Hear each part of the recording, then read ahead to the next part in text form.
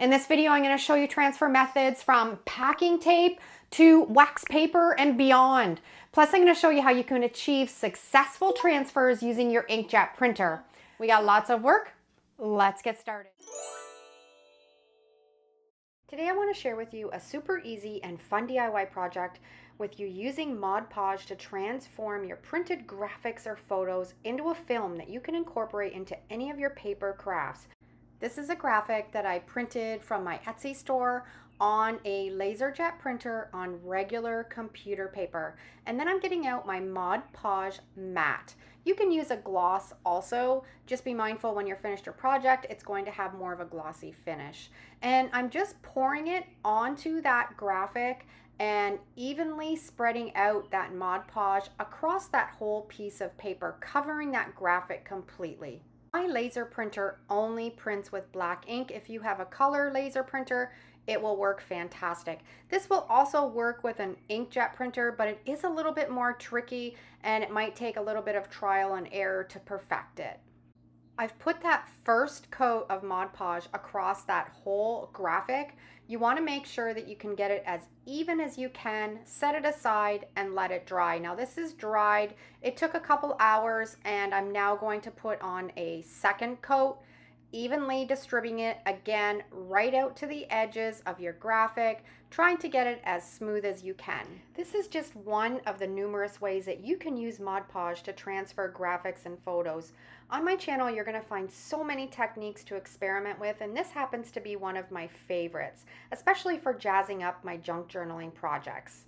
The trick to mastering this technique is to have a smooth application of the Mod Podge. You can accomplish this by using only a brush, or if you prefer, you can use a credit card. Simply glide it over the surface to ensure there's no bubbles or uneven spots on your project. Now that's the second coat done.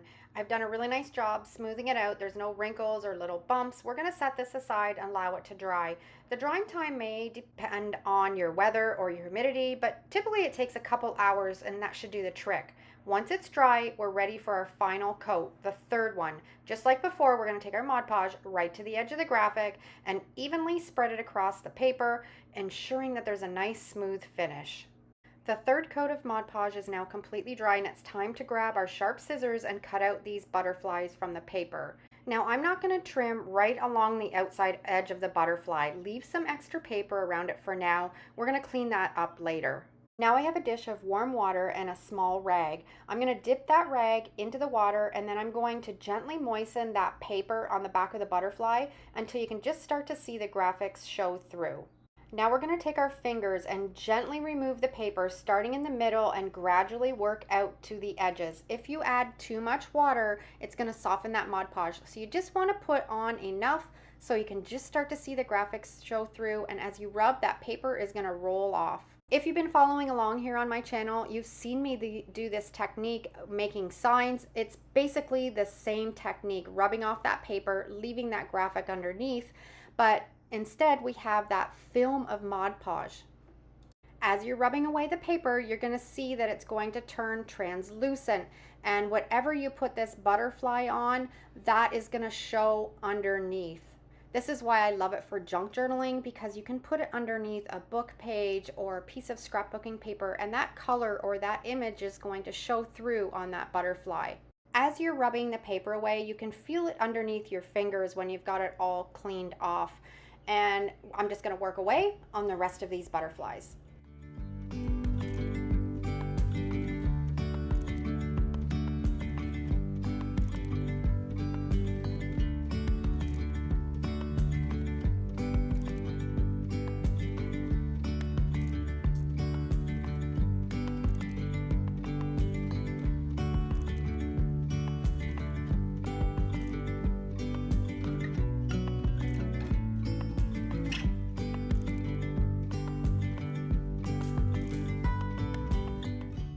Now that we've gotten rid of all the paper, let's move on to the next step. We're going to do some cutting carefully around that butterfly, making sure to get on the little corners and the edges so it looks nice and tidy.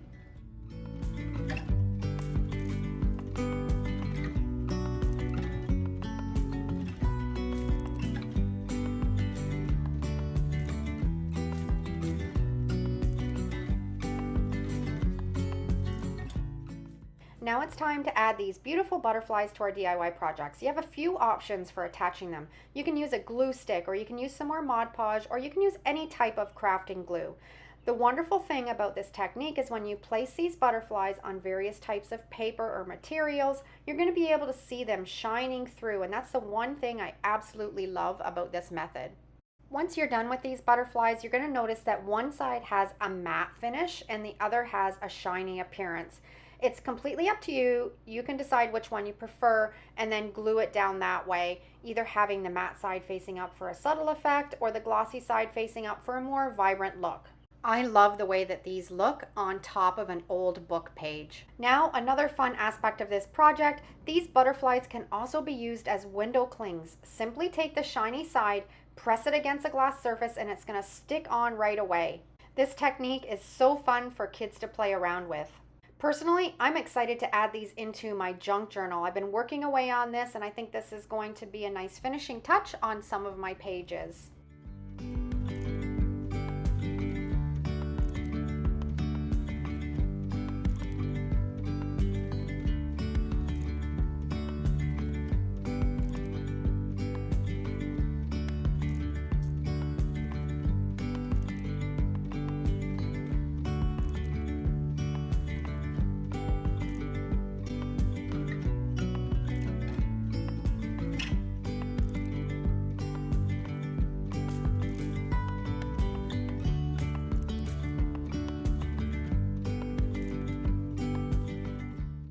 All the graphics I've used today are available in my Etsy store as downloadable printables. They're incredibly easy to use, and I've included the link to my store down and below in the description if you're interested in checking them out. If you haven't tried this technique yet, I highly recommend it. Give it a go with your kids or your grandkids. It's an absolute blast.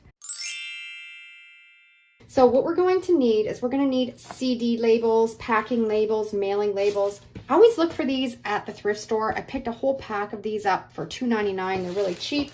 If you can't find them in the thrift store, you can always find them at the dollar store or your stationery store, but it's nice when you can find them cheaper. And you're just going to peel off. I always save these, turn them into tags, but you want that shiny paper underneath for this project. You're also going to need to look for page protector. I picked this up at the dollar store. It's for books and maps and documents, and it just protects the sheet after you've printed it off or you want to preserve it. But this is also the same as transfer tape or shelf liner. Anything that you can find that has a sticky back and it's clear that we can do this method on will work. Now, I've done a technique similar to this with packing tape, but after we put the packing tape onto the paper, we had to soak it in some warm water and then rub off the paper on the back. With this technique, you don't need to. And I kind of stumbled across this. I have no idea how. I never really thought about this before. And I'm sure somebody has probably already done it, and maybe you've already seen it done before, but I was fascinated with how easy it worked and how I can incorporate this into a lot of my DIY projects. So let's get started. The next thing we're going to do is cut out a piece of the page protector the same size as the label sheet. Now we're going to take our label sheet, and with the shiny side, we're going to print directly on that. Now, unfortunately, it doesn't work well with an inkjet printer. I've tried and it's really fussy. It doesn't work that well. If you only have an inkjet printer, it's worth a try, but I always reverted back to my laserjet printer and had really good results with it. So I'm going to pick out one of my graphics to fit inside of this frame and size it on this sheet and put it through my laserjet printer. I've got this printed off on my laserjet printer. I love this graphic. I designed it and it's in my Etsy store if you want to grab this graphic after and use it for one of your projects. Now what we're going to do is we're going to take the shelf liner, and I found the corner. And what we want to do, you want to make sure that you're not touching this as much as possible because we don't want to smear the ink. But I'm going to bring the top of that sheet protector and put it right at the top of that label sheet and making sure that it's pressed down really well. And you want to go really slow. I've got a credit card and I'm just going to press it into that print, pulling back the backing of the paper as we go, really pressing it down really hard.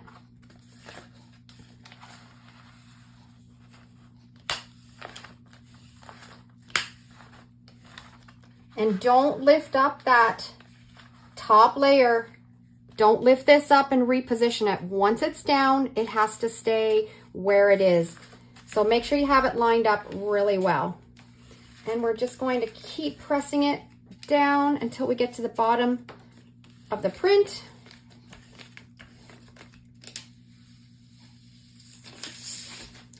And then I'm just going to take that credit card and really press it really hard right into that print. Now I've got my picture frame. I'm going to take out the glass. I'm going to take my frame out to my shed and give it a really nice rustic paint job. But right now what we're going to be working on is just this glass. I'm going to clean it up with some Windex so it's nice and clean. I cleaned the glass with some Windex, and now I've got an alcohol wipe, and I'm just going to really wipe down that glass so there's no fingerprints and there's no grease or anything left on it, that it's nice and clean. Now I've put the paper underneath the glass, and I want to cut it so it's all the same width along the frame. So I'm just scoring it, and then I'm going to cut it with my scissors. Now comes the magic part. Unbelievable. We're going to peel away and look at the image is staying on that sticky paper and peeling it right off that label sheet. Isn't this amazing? And it's game changer for so many projects. It's clean, it's crisp, it's unbelievable. I am so excited that I stumbled across this technique. So we've peeled this all off. As you can see, there's hardly any ink left on that label sheet. And now we have a sticky piece of paper, transparent, with our graphic that we can place on our glass. And if you don't get it exactly where it needs to be, it's stuck to that sticker tape. So you can rearrange it if you need to. It's a little bit fiddly to get it exactly where we want it, but that looks pretty good right there.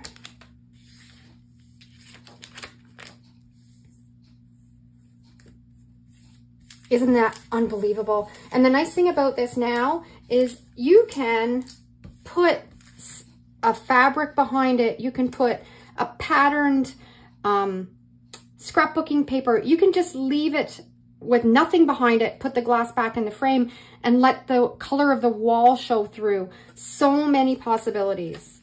Once I have it exactly where I want it, then I go in with my credit card and press it right down into that and get any air bubbles or any little wrinkles that might be in it, and press it firmly right into the glass.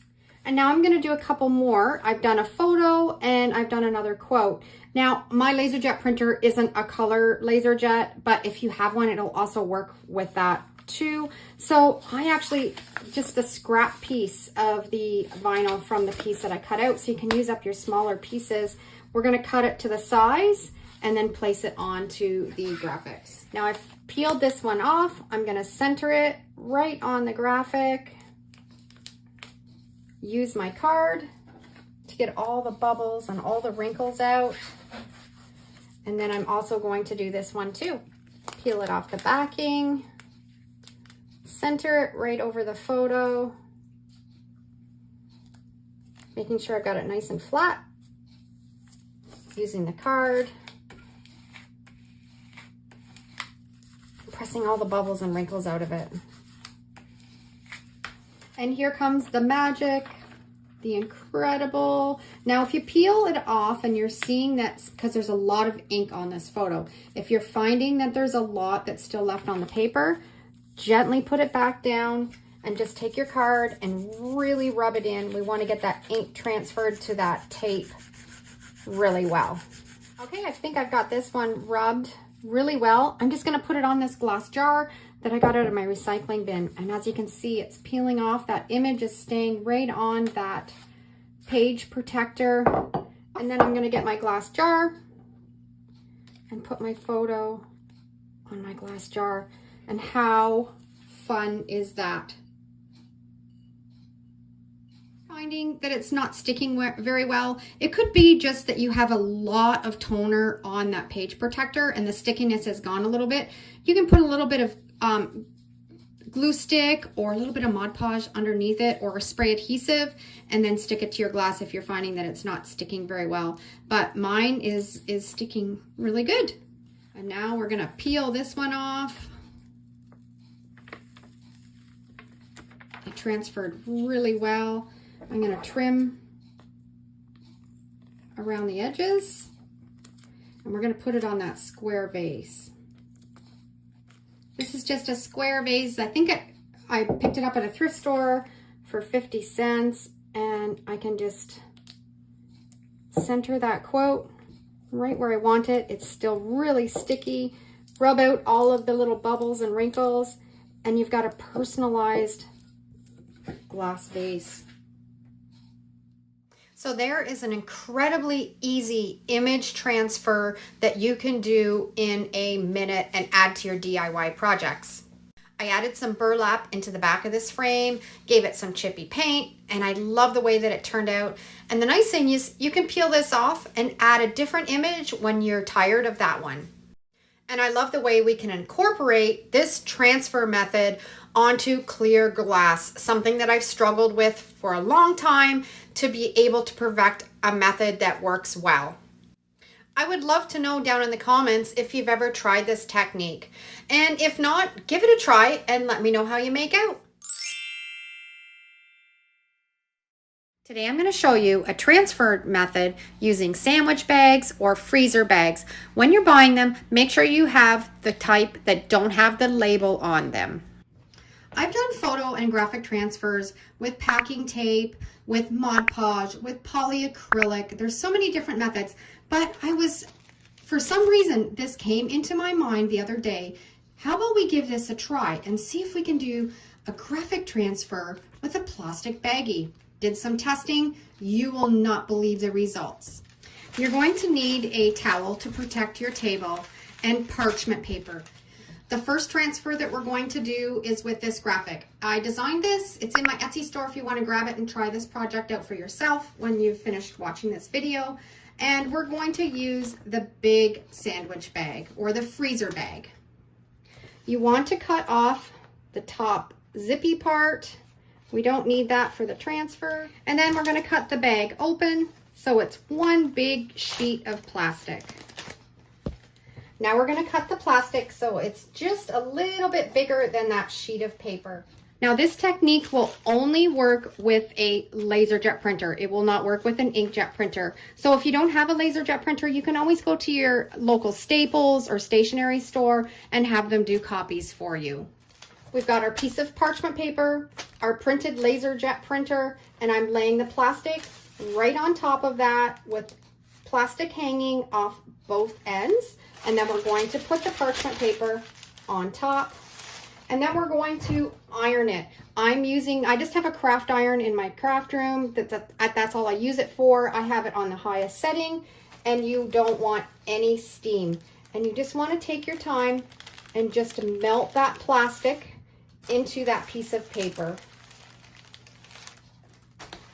It'll take a few passes to get it completely melted. You want to make sure that it's adhered really well on the ends and in the corners. I've let it cool down, and we're going to peel away the parchment paper, and we have our graphics covered with the plastic baggie. Now I don't find one layer of the plastic is enough, so I always like to put on a second layer. I've cut that baggie in half, so we're going to use that other half to put on another layer on top of the graphics.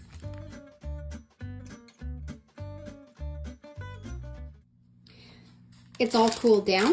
We're going to pull away the parchment paper, and we have 2 layers of melted sandwich bags or freezer bags on our graphics. Now I'm going to cut out each of the graphics. Now you want to make sure that you have it adhered really well and double check it. As I was trimming these, I noticed that this was not sealed very well. So I'm going to go back and I'm going to iron it again and then double check and make sure that it's all sealed properly, because if it isn't, we won't get a proper transfer. I've got them all cut out. Now they do have a tendency to roll up. That's not a problem. It's not going to affect when we're all finished with it. So the next thing we want to do is we want to have a dish of warm water. We're just going to set it in the water and just leave it for about 30 seconds. It's been 30 seconds and the paper has really gotten soaked, and we're just going to just rub the paper off the back. You want to go really slow. You don't want to go too hard, and the paper will just roll up underneath your fingers and leave the graphic on that sandwich bag. Just go really slow. If you go too fast, you're going to rub off that transfer. So just take your time.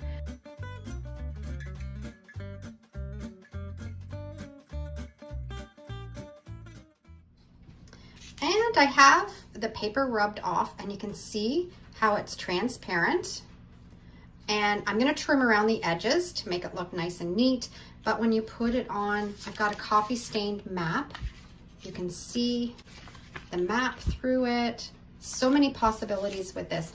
And I also like this technique also as an alternative to the packing tape transfer, because the packing tape transfer is really glossy, where this has a bit more of a matte finish to it.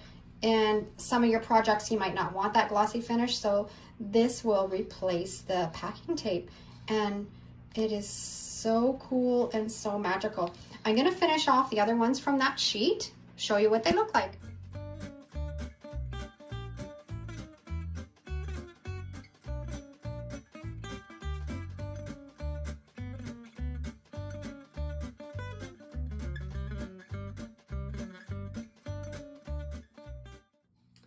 I've got all the paper off. Now, this does leave a bit of a haze. As you can see, it's not going to be completely transparent, but it's still really cool. Flexible, you can't rip it, it's very durable, perfect for junk journaling, scrapbooking, any type of DIY project. And what I like to do with it now is I'll use my glue stick, just put some glue on the back of it, and you can glue it onto your project. I've got my map here, and you can just lay it wherever you want and glue it down. Next, I'm going to show you how you can do it with a page out of an old book. This book was falling apart. I've been using it for my crafting, and I've just ripped out one of the sheets, and we're going to use this sandwich bag. We're going to put down our parchment paper. I've got my little piece from the book. I've cut the top off the sandwich bag. We now have 2 layers here. When you're using the thicker, the freezer bags, they're thicker, and these ones are thinner. So you can iron these 2 together. The thicker ones I like to do in 2 steps. Do the first layer and then the second layer. We're gonna cut this down a little bit so it's not so big, and then we'll be ready to iron it together. We're going to put the top layer of the parchment paper on top, get our iron that's on the highest setting with no steam, and then melt that plastic right into that page from that book. We've got our little dish of water and our paper that's got the plastic on the top. Set it in there and let it sit for about 30 seconds. And we're ready to rub off the back. Now this page had words on the front and the back, so this is just going to rub off the words from the back, and we're going to be left with the words on the front. This will also work with magazines. It will work on scrapbooking paper, napkins. You just have to experiment and just try different things and see what works. And the book page is all finished, and you can see how it's transparent on top of that scrapbooking paper. Now, where there was a few holes in it, probably where the plastic kind of melted away. That's why it's so important to have 2 layers, because it's just not thick enough. This one probably could have almost had 3 layers of plastic, but it still kind of gives it character, and I love it. I printed this photo off of the Graphic Fairy on my LaserJet printer, and I'm going to show you how it's going to transfer with a sandwich bag.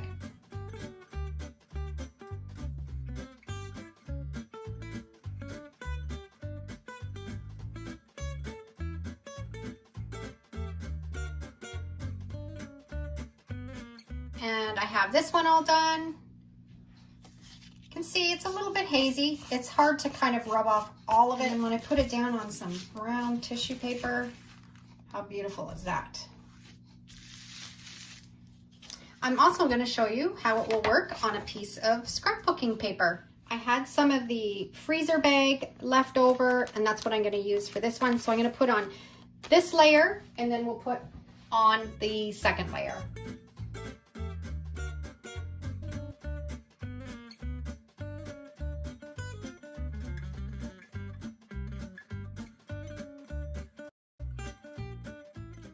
And I have the scrapbook paper all done also. You can see how it's kind of transparent, the pattern of the paper.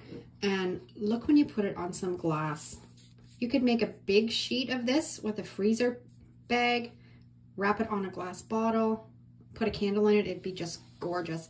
So there's another technique to add into your crafting to-do list. I had a lot of fun experimenting and testing with this technique, and I hope you will too.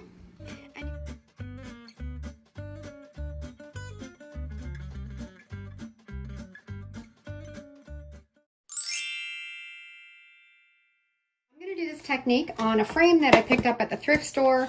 I've distressed the frame. I use the candle wax technique to distress this. If you've never tried that out, it's a really simple, easy way to take a frame and make it look old and chippy and vintage. I'll put the link below in the description so you can check that out. But I'm going to take out the middle part, and that's what we're going to do the transfer on. And to do this, you're going to need some address label sheets, or these are the CD label sheets. I always find them at the thrift store. They're really reasonable. But what you want is you want the carrier sheet to print on. You want to use this one and then peel off the labels. And you want that shiny sheet that's underneath. And I don't like to waste these. I'm going to show you what I'm going to do with those before we start. I have a sheet of scrapbooking paper, and I'm going to take these labels and I'm going to put them on the back side. And then it's going to take that scrapbook paper, make it a little bit thicker, and they make fantastic gift tags. And there you have perfect little hang tags to use on your gifts, and you haven't wasted the labels. Okay, so here's the carrier sheet, and the next step, we want to work on the shiny side of this sheet. And what we're going to do next is you're going to take your Mod Podge matte or gloss, but I prefer to use the matte, and you're going to put a coat all over the shiny side of that paper. And you want to take it right to the ends, and you try and get it as even as you can. You don't want it lumpy in some spots and thinner in others. You want to coat it really well. And you'll notice that it might bubble up a little bit, but that's okay. It'll all work in the end. We're just going to cover it completely. I probably should have put something under my work area here, but that's not how I roll. I do everything the hard way, so I have a mess to clean up after. Okay, so we're going to let that sit and dry completely. Okay, that first coat has dried really well, and now we're going to go on and put on an even thicker coat. You want it really quite thick because you're trying to make a skin on that carrier sheet. So I'm going to put it on really thick, and then I'm going to take a credit card or an old card once I get this on really thick. And I'm going to smooth it out. So then I'm just going to take the card, and because you don't want any lumps, or you just want a nice smooth surface. So you're just going to take the card and just run it along and make sure you don't have any brush marks.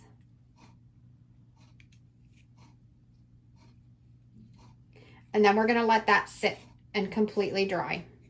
Okay, this is completely dry, and this is key to this type of transfer, it has to be completely dry. If you try to put this through your printer when it's still wet, you are going to gum up your printer and you're going to wreck it.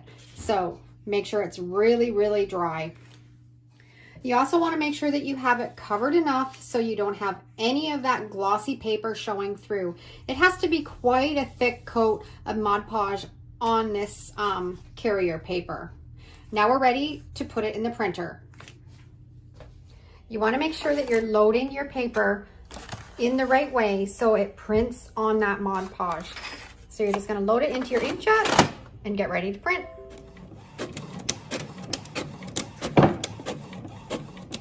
So we're just going to let this sit and dry for a few minutes. You want the ink not to rub off, and it's still a bit damp, so we're just going to let it dry really well. Okay, so the picture that I printed out was just from one of our camping trips. My husband and I like to do lots of adventures, so I always have lots of photos, and I love to frame them. But here comes the magic part.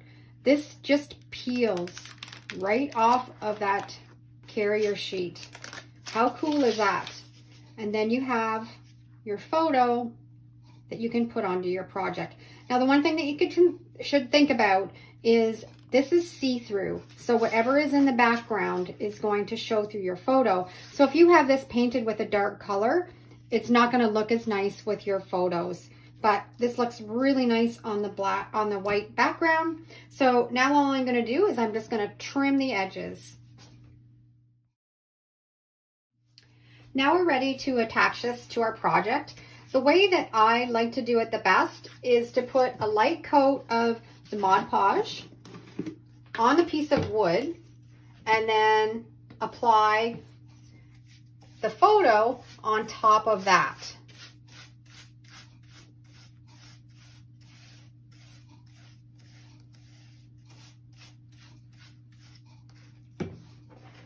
I've got it all covered with the Mod Podge, and I'm just going to center my photo exactly in the middle and then press it right down. Now you can leave it as this and just make sure you press it down really, really well. But I like to do another step just to ensure that it's going to stick really well. I like to take a piece of parchment paper, and then I've got my iron set on high with no steam, and I just like to run it across just to melt some of that Mod Podge just a little bit and then make it adhere really well to the wood. You don't need very much. Okay, I just gave it a really light iron, let it cool down, took the parchment paper off, and I have a fantastic inkjet transfer photo. And you can even take it one step further if you want. This already now has, obviously, the Mod Podge right on the top. It has a top coat, but you can also seal it a little bit more with your polyacrylic water-based sealer in satin if you think you want to have a little bit more of a coverage on your picture. I'm just going to take a little bit of the polyacrylic and just go right over the top. No bubbles, no wrinkles, sealed in beautifully onto that wood with an inkjet. You don't need to worry about any running or smearing. This transfer technique is game changer. So all of my YouTube friends that don't have a laser jet printer and struggle to do photo and graphic transfers, you need to try this out. For this technique, it's best to choose a fabric that's absorbent rather than slippery or shiny. I picked up this fabric at the thrift store. Any cotton blend will do the trick perfectly. These great graphics are in my Etsy store, and they're just perfect for this project. I've printed them on plain computer paper using my laser printer. But don't worry if you have only an inkjet printer, it'll work too. It might be a bit more tricky and the results might not be as sharp, but it's definitely worth a try. I'm going to cut them down to match the size of the fabric I want to transfer them onto. Today I'll be working on quite a few, so stick around until the end so you can see how they all turned out. If you happen to have a collection of small fabric scraps, these DIYs are perfect for using them up and adding a special touch to your various crafts. Now let's move on to transferring this photo onto the fabric. For this step, I'm going to be using my Mod Podge mat. I'm applying a generous coat of the Mod Podge over the entire photo, making sure to cover it right to the edges. And then I'm going to flip it over and carefully position it exactly where I want it on the fabric. I'm going to press it down firmly to ensure that it adheres well, and we are then going to sit it aside and let it dry until the next day. Don't be afraid to get creative with this technique. It works beautifully with both photos and graphics, so let your imagination run wild. Give it a try on different fabrics and see what kind of results you get. Personally, I love to use this method to create hang tags or to incorporate into my junk journaling projects. Now that these have dried for 24 hours, it's time to reveal the transferred graphics. Grab a small dish of warm water and a soft little rag, and we're going to gently wet the paper until you can start to see the graphics show through. Be careful not to oversaturate it. Once everything is wet, it's time to remove the paper. Start by using your rag and begin in the middle, working your way outwards. Rub off the paper in gentle circular motions. You'll notice the paper starting to come off, revealing that graphic underneath. Be careful not to be too aggressive. You only want to remove that top layer of paper. Avoid rubbing the graphic itself.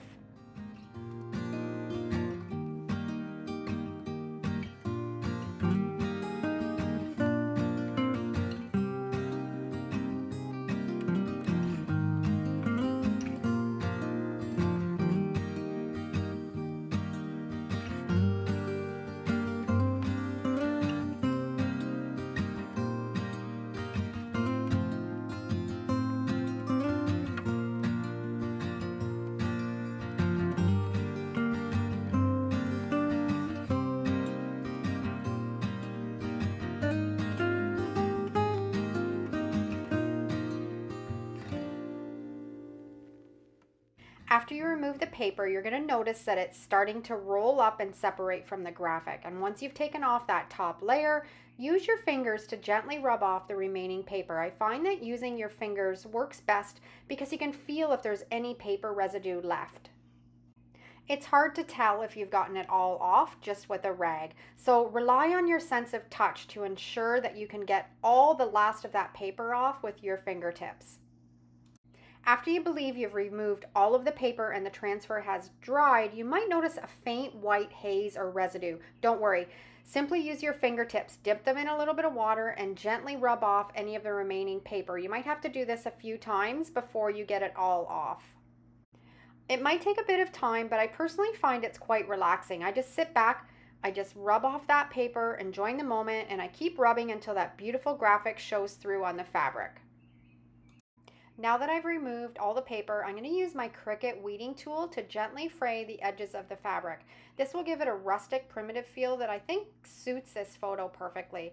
It's a simple step, but it adds a really nice touch to the finished piece. Now that we've removed all the paper and frayed the edges, it's time to apply a top coat. I'm going to be using the Mod Podge mat, again, to completely cover the fabric and seal everything up. It's a personal preference, so you can skip this step if you prefer. I personally like the look of it. Plus it helps prevent any further fraying and keeps everything intact.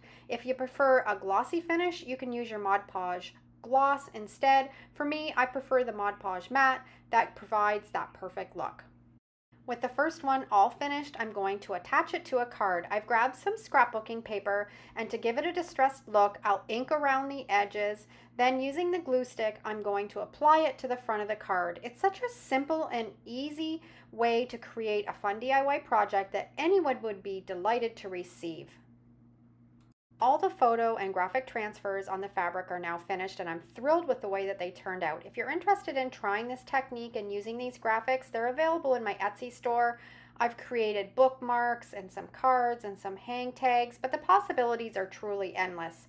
I'll include the link to the store below in the description.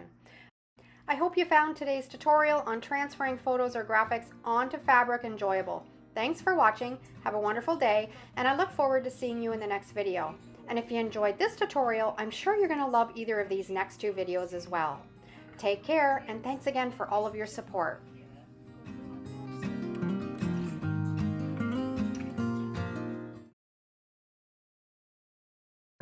picked this tissue paper up at the dollar store, and I'm also going to use these CD labels. What we're looking for is that shiny paper underneath. I use this a lot in my transfer videos, and this works perfect for this project. Because we're peeling the labels off of this paper, I like to run it through my printer and print on it, and then we can add that to our mixed media projects, junk journaling, paper crafts, cards, so many possibilities. So we're just going to peel these stickers off, and then we're going to use that shiny sheet of paper underneath for our transfer technique onto tissue paper. I always find these labels at the thrift store if you go to the stationery section, but you can also find it on Amazon or your local stationery store. Now we want to load that paper into our laser printer, making sure you're putting it in so it's going to print on the shiny side. You can experiment with an inkjet printer, but I find that the ink smears really easy and it's kind of difficult to get a good transfer. That being said, give it a try, but it does work best with a laser printer. And we've printed off our graphic on that shiny side of that label paper. I love this graphic. It's available in my Etsy store. It's ephemera that's perfect for junk journaling, mixed media to turn into cards, so many possibilities. You want to make sure that you're not touching that toner because it will rub off easy, so just be really careful when you're handling it. I've cut a piece of tissue paper just a tiny bit bigger than that label sheet, and we're going to be really careful and gently press it down on that label sheet. We're going to be using our Mod Podge mat. I'm going to put a little bit in a dish. I got a big clump here. That's one thing about Mod Podge. It sometimes likes to clump up a little bit. And I'm going to add some water to it. Also, you can see I already had a little bit of water in that dish, just enough to maybe a 50-50 mixture. So when we're spreading it, it's going to spread easier.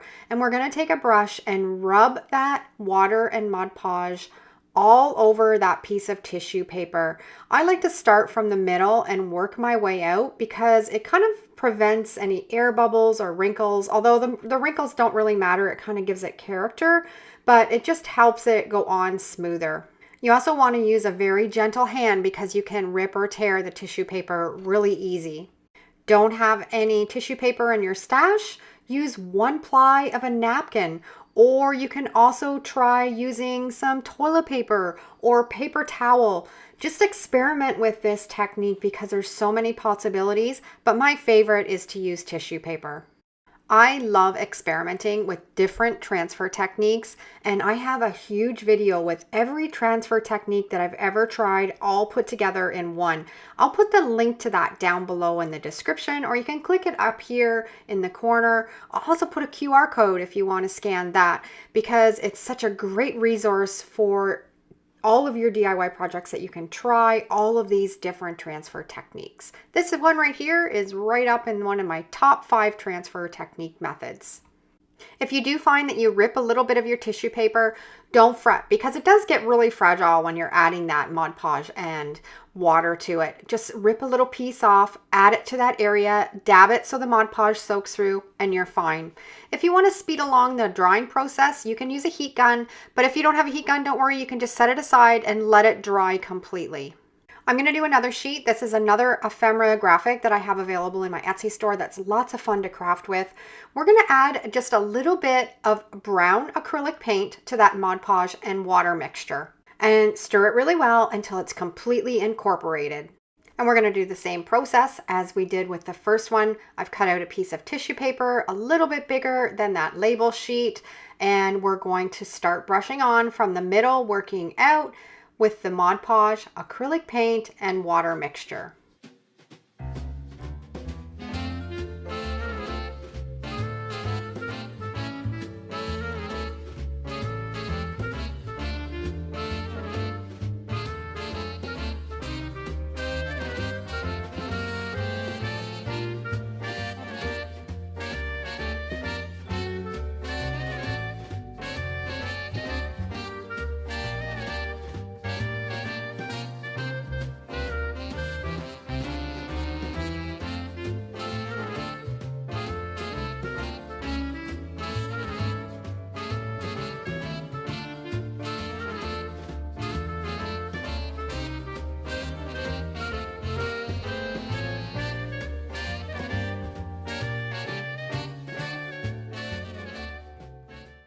Okay, now our first sheet is completely dry. This is a crucial step. You have to make sure it's completely dry.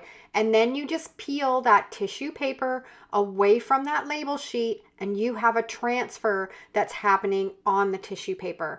This isn't a perfect transfer. You're going to have little bits and pieces that aren't going to attach onto that tissue paper, but I love it because I think it gives it that distressed look. And this is so satisfying to peel this away and see that image end up on that tissue paper. I have a lot of people ask me if you can reuse that carrier sheet, and I do find if you use a little bit of rubbing alcohol and take off any ink that was left on it, you sometimes can use it 2 or 3 times again. But isn't this transfer fabulous? You can see my hand through it, so anything that you're putting underneath it is going to show through. I've got some homemade paper that I'm showing you what it looks like. This is a piece of faux homemade paper that I used, and see how you can kind of see it through. It's perfect for adding to junk journals.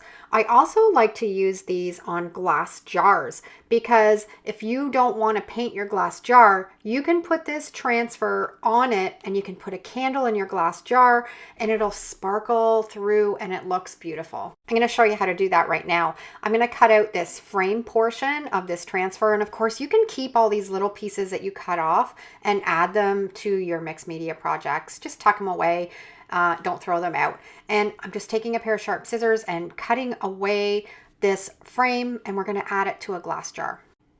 I've cleaned my glass jar really well, wiped it down with some rubbing alcohol, and now we're going to add this transfer onto it. I'm going to use my Mod Podge mat. I'm going to put some on the back of it and then just add it to the glass jar. You will find with this technique that one side is going to be shiny and the other side is going to be matte. So you can decide what side you want to show on your project and flip it over either way. But the Mod Podge as a glue works really well to adhere it to your projects. If you have one of your own photos, you can print that on the label sheet and then do this technique, and you can transfer one of your family photos onto a glass jar, and they make really great gifts. The second sheet is completely dry, and again, you have to make sure you let it dry completely. This one transferred fantastic. And again, it's so satisfying to peel this away and see the image transfer onto that tissue paper.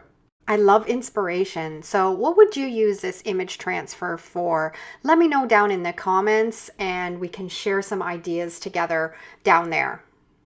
And you can see that this has like a sepia look to it when we added that brown acrylic paint into the Mod Podge and water.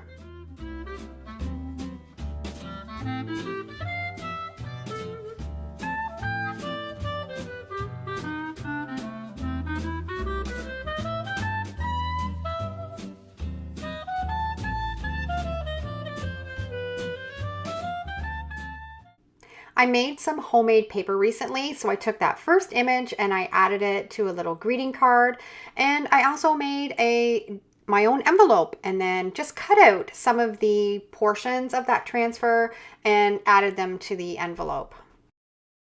And here's a little candle lit in that glass jar, and you can see how it sparkles through that image. It's just beautiful.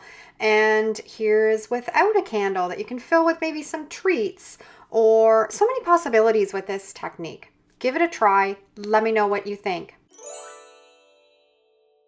Today's video is all about transferring photos from magazines onto your DIY projects. Today I'm going to show you how you can do it onto watercolor paper, but this can also be done on wood, on canvas, on glass, so many possibilities.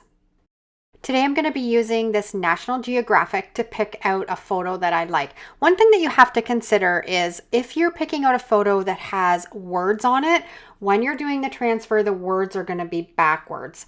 This one doesn't have any words, so we're good to go, and we're going to transfer this onto a piece of watercolor paper. If you love doing mixed media, junk journaling, scrapbooking, making your own greeting cards, this is a really fun technique. If you want to do this technique to wood or glass or canvas, it works best if you paint your surface with some chalk paint first. The chalk paint allows your transfer to stick better than just being on a surface that doesn't have that coating. With the watercolor paper, the Mod Podge is able to soak into it and you can do a transfer without putting chalk paint on top of it. With that being said, you can also paint your watercolor paper with a little bit of gesso, and that will allow a really good transfer too, but it's not needed. So today we're just taking our paper that I took out of the National Geographic. I ripped it around the edges because I want it to be that distressed look, and I'm putting on a pretty good coat of Mod Podge matte. You want to apply enough so it's going to soak into the paper, but it's also going to soak into the watercolor paper. Once I have it completely covered, I'm going to place it where I want it on that piece of watercolor paper and then press it down really firmly, getting out all of the bubbles and wrinkles. That's a really important step because if you don't get the bubbles and wrinkles out, it's not going to transfer in those spots. And to really ensure that I get those out, I love using my brayer and just pressing really hard and getting it nice and smooth. To give you some inspiration, if you have comic books, if you have a page out of a book, if you have some sewing patterns, if you have coloring books, all of these can be transferred using this method. I've let this sit for a few hours. You want it to dry really well. And then I just have a little dish of water and a little rag, and I'm just rubbing that water into that magazine page until it soaks through. Now I do find the National Geographic pages are quite thick and it takes a lot of water to soften it up to be able to rub it off, where a lot of the other magazines aren't quite as difficult. So if you're just starting, I would start with a cheaper magazine. But this is going to work fine today for me to show you the process. And then we're going to start rubbing away the paper. I like to work in the middle and work outwards, and you can feel the paper start to roll up underneath your fingers, and as you do, you're going to see that image underneath start to peek through. Now, one trick is to try to keep the water just on your magazine page. If you're spilling the water over onto the paper, you're going to have a bit of a mess. So try to contain the water just on the magazine page. And once you get going, as you can see here, you can start to peel off some bigger pieces of paper, making it easier to rub off. So if you don't have an inkjet printer or a laser printer, this is a really great transfer method to test because you don't need any of those things. You can just grab a magazine, put some Mod Podge on, put it on your project, let it sit and dry, and then rub off the paper. It takes a little bit of patience and a little bit of practice, and it's never a perfect transfer. You're always going to have little bits and pieces that are going to rub off here and there, but I think it gives it character. Also remember, slow and steady wins the race, and that's going to ensure you're going to have a really beautiful transfer.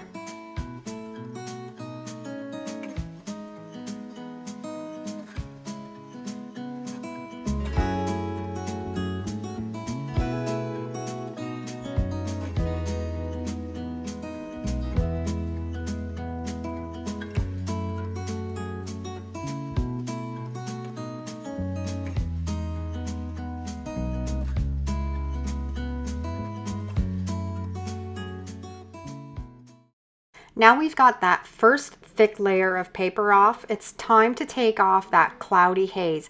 And this just takes a little bit of time. I just use my fingertips, I just dip it in the water and work in small areas, going around in a circle, and you'll find the paper will roll up underneath your finger. This is where you don't want to rub too hard or you're going to rub that magazine page off. Go in small little spots, dip your finger, take your time, have a coffee, have a tea. Crafting is all about relaxing and having fun doing it. It's not a race, and if you try to do this having a race, you're not going to have a really good outcome. Just take your time. Now, I've got as much paper off as I can without ruining the magazine page underneath. And here's where the magic comes in, because you can now put a top coat on that and it's going to make that cloudy residue disappear.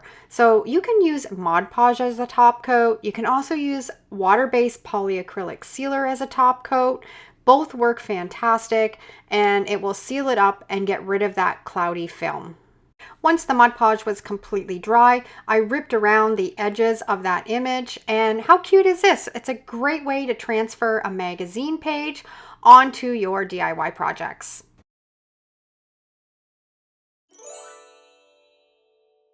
Today we're going to be transferring images onto polymer clay. This is such a fun technique and the possibilities are endless.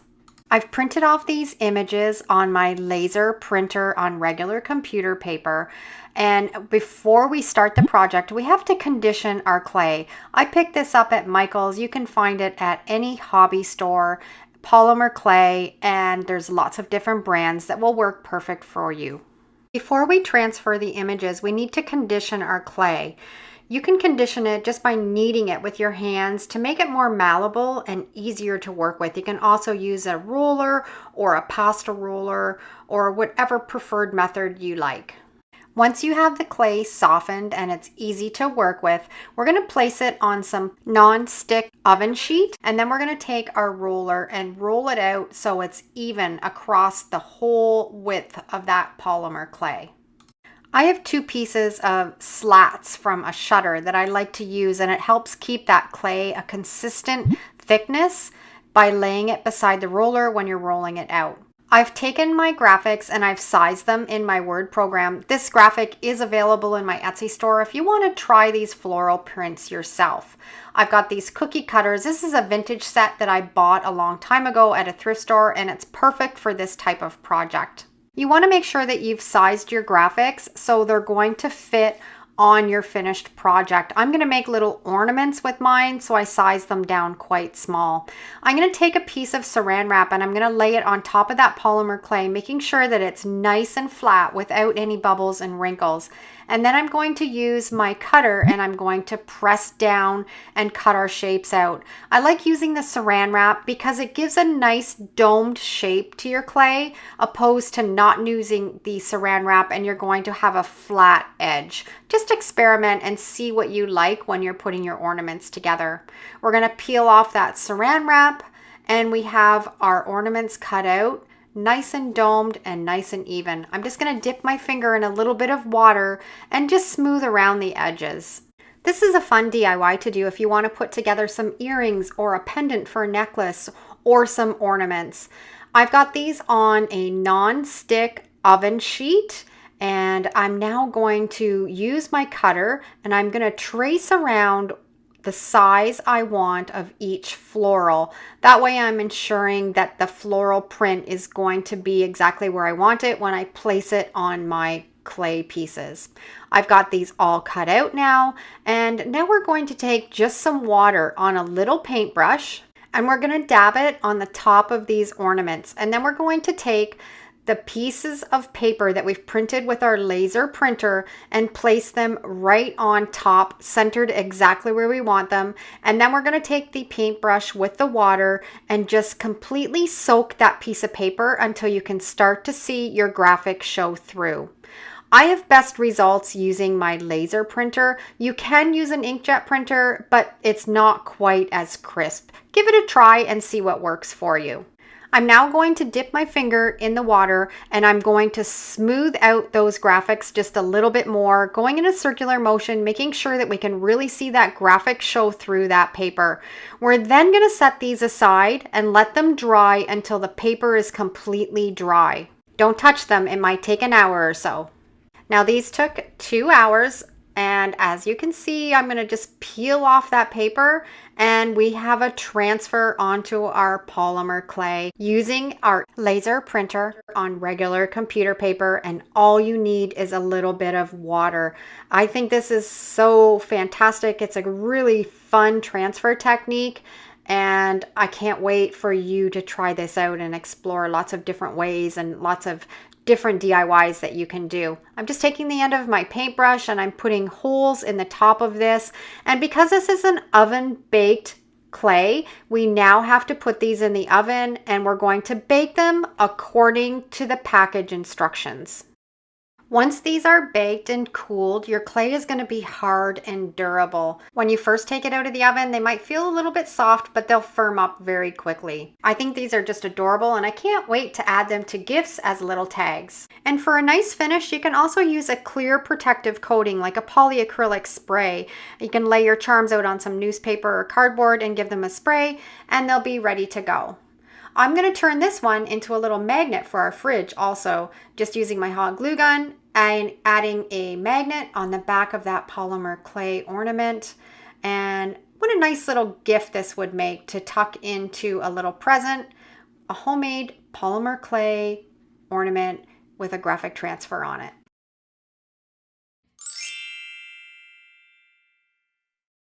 Okay, I'm starting with 2 pieces of pine. I've chalk painted them with my homemade chalk paint recipe, and I've printed off 2 graphics, one from my laser jet and one from my inkjet. I'm just going to cut them out and put them on the sign to size them up before I Mod Podge them onto the wood. So this is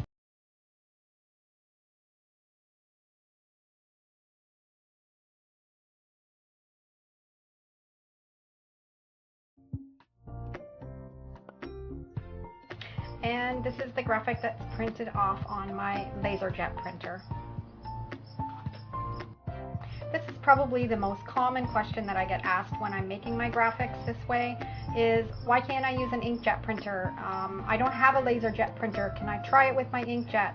And today I'm going to show you the difference between using the 2 printers, so you'll know how it turns out in the end and whether you want to do it with either printer. The first thing that I've noticed is how much brighter and darker my LaserJet printed graphic is than my inkjet graphic. Okay, now we're ready to put them on the wood. I'm using this DecoArt decoupage. It's just like Mod Podge, same thing. I'll put a link below in the description on Amazon. And you're just going to take a paintbrush and just put a light coat all over the whole graphics. I'm just doing the LaserJet printer one now, and I'm going to spread it all over and then press it down firmly on the wood and take out all the air bubbles and the little wrinkles.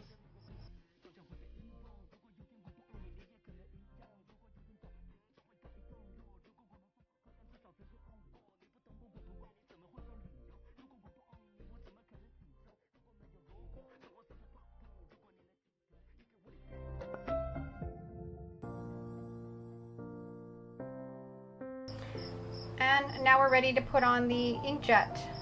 I'm going to just same thing, a light coat all over the whole graphic, and then press it down on the piece of wood and get out all the wrinkles and all the little air bubbles.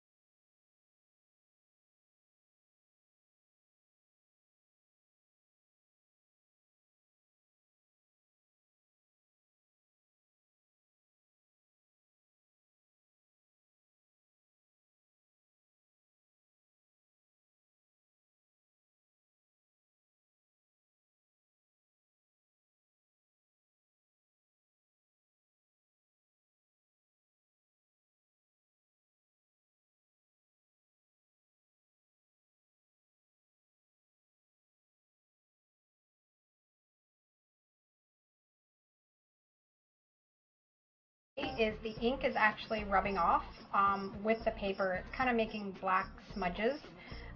It's not horrible. It's not completely coming off, but it's not as clean and crisp as with the LaserJet. So I'm just going to keep rubbing it off, and we'll see what else happens.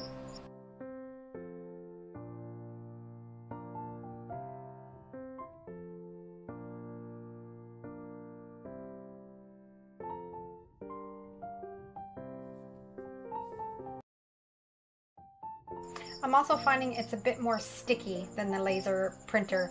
It's almost kind of has a gummy feel when I'm rubbing off the paper, which I didn't have with the LaserJet printer.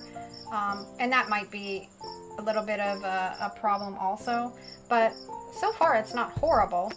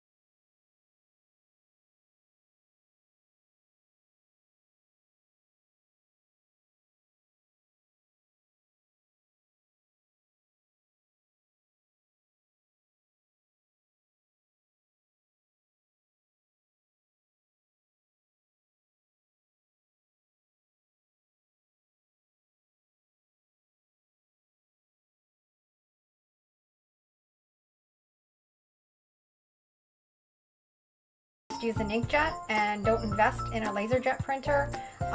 It actually is not that bad, and it looks not too shabby. If you're doing it professionally for an Etsy store or you're selling your signs, I would probably go and buy a LaserJet printer just because it's more clean and crisp looking. But this, the inkjet is actually not too bad.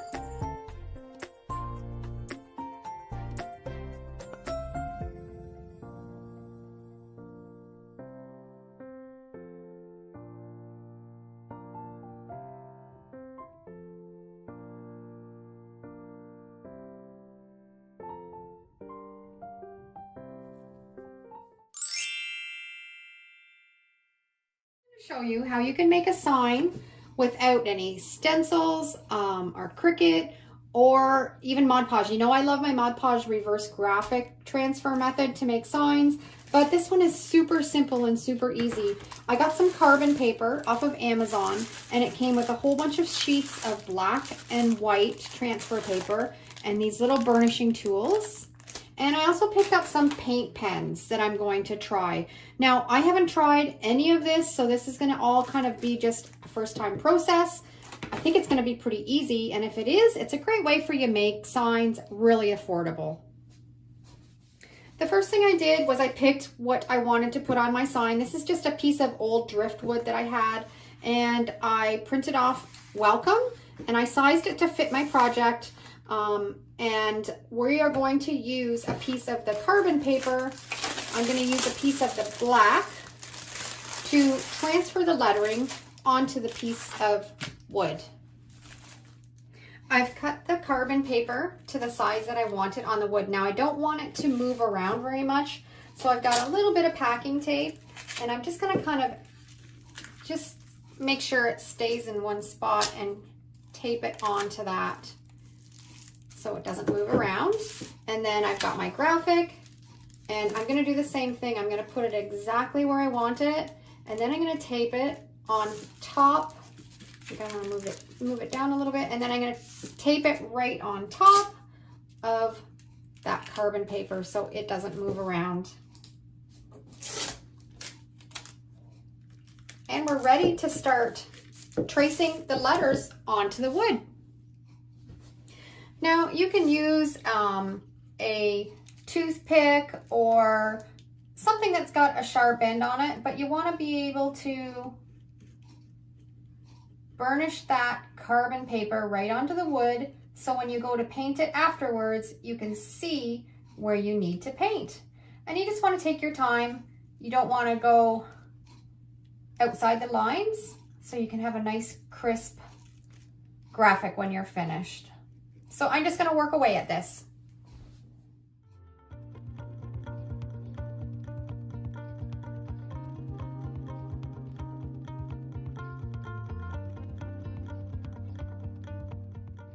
Okay, I have it all traced, and you can take this up really carefully and you can have a look and see if you've missed any spots.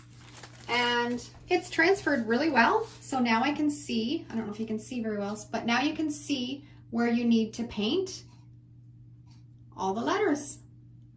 Now I'm going to paint with one of these paint pens. I love these. You can get them in different tips and colors. And I'll put a link below down in the description for these too, because they're really great to craft with. So now I'm just going to use my paint pen and just paint all around those lines that I traced and fill it all in. And I don't care if it's completely perfect, because this is going to be a really rustic sign. So just take your time if you're using these and just trace it out first, and then we'll fill it all in with the paint pen afterwards.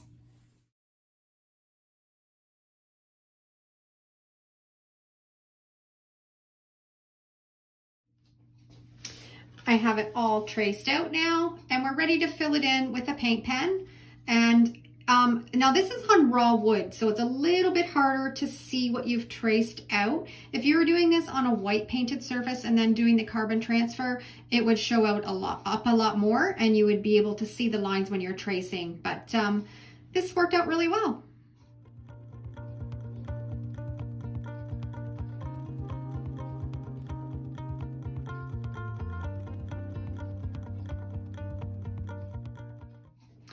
I've got it completely done, and it takes a little bit to dry, the paint pen to dry. Not very long though, it's quick drying, so I'm going to set it aside, and when it's dry, I'm going to make it nice and rustic and finish off this sign. I've got a sanding block, and I'm just going to sand right over those letters that I painted so it looks really weathered and old looking and not perfect.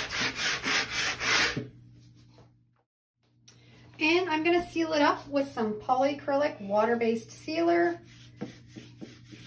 Just put a good coat over the whole piece. And if you want to make a sign like this and keep it outside, then I would recommend using a outdoor polyacrylic sealer. And now I'm just going to drill a couple holes in the top to hang some jute string through.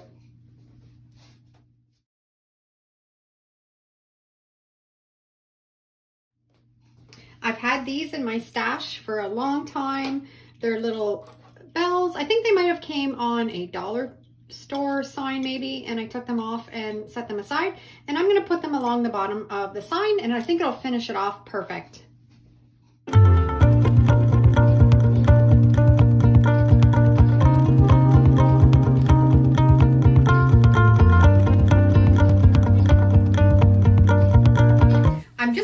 This up, and I remembered I had some beads left over from a DIY I did on how to paint beads quickly. Fantastic tutorial. If you haven't seen it, you need to go back and check it out. I'll put a link down below in my description for it.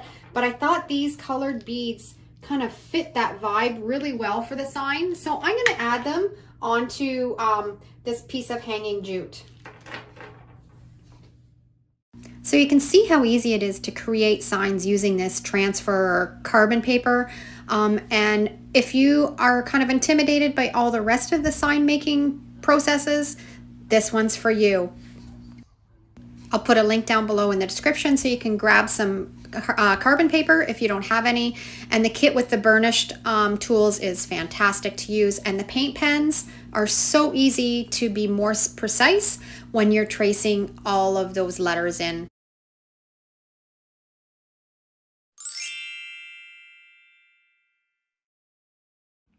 And this is what we're going to use to transfer our graphics or photos onto the wood. Mailing labels, and I picked these up at the dollar store. And I just had these scrap pieces of wood, so that's what I'm going to show you today on how to do this technique. These are just the mailing labels that have a whole bunch of little labels on them, and you don't actually want the labels, you want the paper underneath. And you can also pick these up at an office supply store or at Staples. And the first thing you want to do is peel off all of those labels because you want that paper underneath.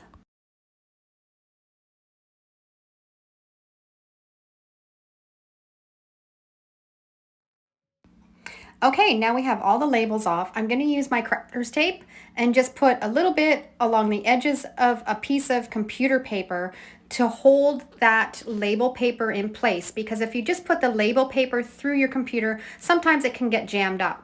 So you want to put the shiny side up. The shiny side is what you want to print your graphics or your photo on.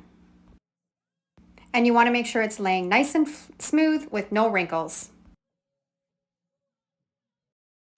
Now, this project can only be done on a LaserJet printer. It will not work on an inkjet printer. So when you're putting your paper into your printer, you want the shiny side down, because then it'll print on the right side when it comes out. And this is the graphic that I printed for this project. Make sure to reverse your text or it'll be backwards. Now I'm going to paint this piece of wood with some acrylic paint. Now I've cut the graphic out of the piece of paper, and you don't want to touch any of the ink. It will smudge really easy. Now we're waiting for the painted piece of wood to dry. I'm going to show you how you can transfer it right onto just raw wood. You're going to put your transfer face down on the piece of wood, and then you're going to put a piece of parchment paper on top, and then we're going to use the iron set at the highest setting on 6 with no steam. And we're just going to iron away, and as we iron, the ink from the LaserJet printer will transfer onto the wood, and it'll stay on the wood and looks beautiful. And it takes a little bit of ironing. You want to press down and make sure you get every corner, and make sure that your graphic underneath does not slide around. You want to make sure it stays right in place. And you can always really carefully, it's hot, so be careful, just lift up a corner and see how it's transferring, and you'll know whether you need to iron it a little bit more. And like I said before, this will only work on a LaserJet printer. It will not work on an inkjet printer. The inkjet printer ink just smears all over the paper. You have to have the LaserJet that has the special ink that works for this project.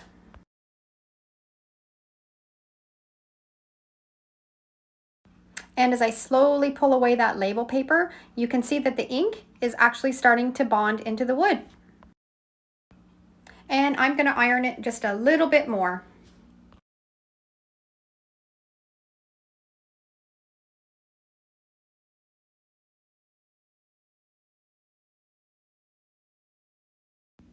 Okay, and now we're ready to pull that label paper off.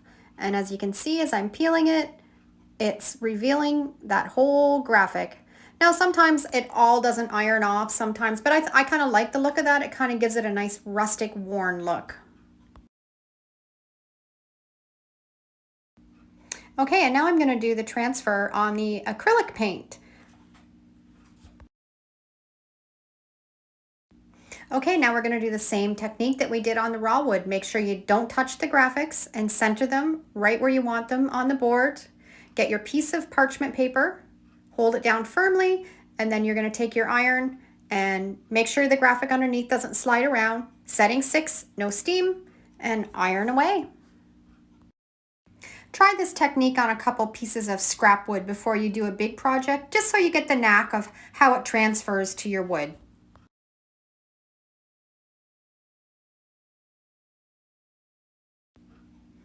Now I'm just going to pull up a corner and make sure that it's transferring really well. And there's still a little bit, so I'm going to try with the iron a bit more and see if I can get a bit more of that ink off of it onto the wood. If you are using this technique on wood, you want to make sure that your wood is smooth. It won't work on anything that has a lot of texture. And now we're ready to peel off that label paper and reveal the graphic. And look how great that turned out. It actually is better on a painted surface. It really transferred well onto the acrylic paint. And here's the two pieces finished. This one with the acrylic paint underneath, and this one just on the raw wood.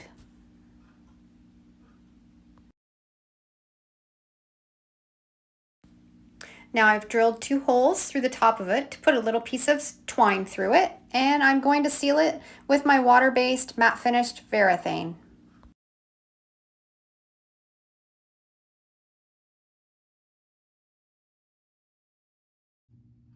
And there you have a graphic transfer using mailing label sheets. and it's such a cool technique. And I hope I've inspired you to try to do it yourself. And this is what I'm going to use for this technique. I picked up this burlap. It was $3.99, and I picked up a pillowcase. I like picking up pillowcases for just the fabric. This one was $1.49, and I think the blue tag is 25% off. So I'm going to cut that one up and use it, and I'm going to show you how to do graphics onto fabric using mailing sheet labels. This is so cool, so hang tight. I'm going to add a fabric graphic on the front of this basket that I picked up at the thrift store, and I have this frame, and I'm going to use a burlap and put a beautiful quote on it in the middle of this. I'm going to work on the picture frame first, so I have to see what size of burlap I want, and this frame on the inside is 9 by 12, and I want the burlap a little bit smaller, so I think I'm going to cut it about 7.5 by 10. I want the edges to have this frayed look like this, so I'm just going to, this is actually my little Cricut tool, and I'm just going to pull away along the edges so I can have that frayed look on all sides.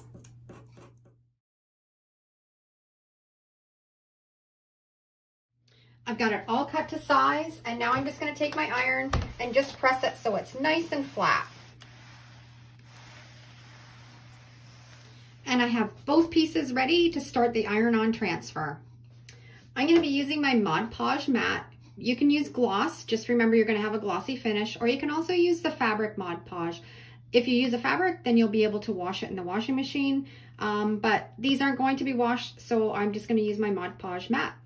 And you want to put a liberal coat over all of the fabric and put it right out to the edges so it doesn't fray anymore. And I have both pieces of fabric on a piece of parchment paper.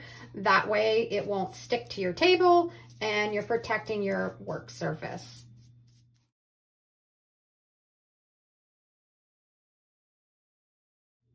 I've got them both completely coated with the Mod Podge. I'm going to set them aside and let them dry completely. These have both completely dried, and now I'm going to put a second coat of the Mod Podge on them.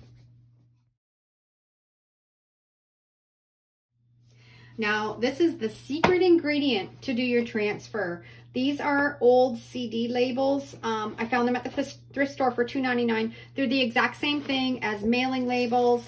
What you actually want is you want the carrier sheet underneath. You want that plastic sheet. So you're going to take off all the labels, and this is the sheet that you want underneath. Now you can find these sheets at an office supply store. Sometimes you can find them in the dollar store, but I always find them in the thrift store because people don't use the CD labels anymore, the mailing labels that much. So check around and see where you can pick them up. Make sure when you're printing on the shiny side and feed it into your printer properly.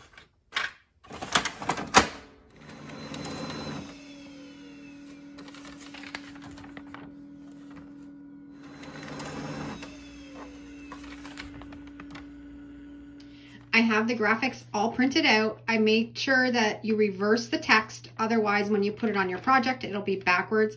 And this will only work on a laser jet printer. It will not work on an inkjet printer because of the different variations of ink. So I've got the big one printed, and then the other one, you have to make sure that you don't touch the ink either, because it will smear.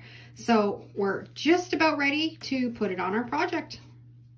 Okay, these both have 2 coats of Mod Podge put on them, completely dry. Now, I have tried to do this technique just the way it is right now and do the iron-on transfer. It will work sometimes, but it wasn't 100% of the time. What I do find works the best is if I just take another light coat of Mod Podge and put it on top and then iron on while this Mod Podge is still a little bit tacky. The iron-on transfer works much better. Okay, you want to put a towel down and then keep your parchment paper underneath this. Otherwise, if you just put this on the towel and then you ironed it, you're gonna have it ironed to your towel. So we've got just a light coat of the Mod Podge that's still wet, it's still damp. and we're going to lay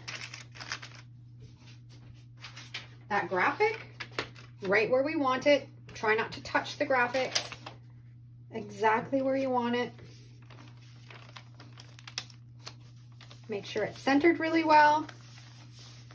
And then you're going to take another piece of parchment paper and lay it on top. And you're just going to iron on your graphic. This is on the highest setting with no steam. And you're just going to take your iron and just slowly go up and down. Let that Mod Podge and that ink melt together.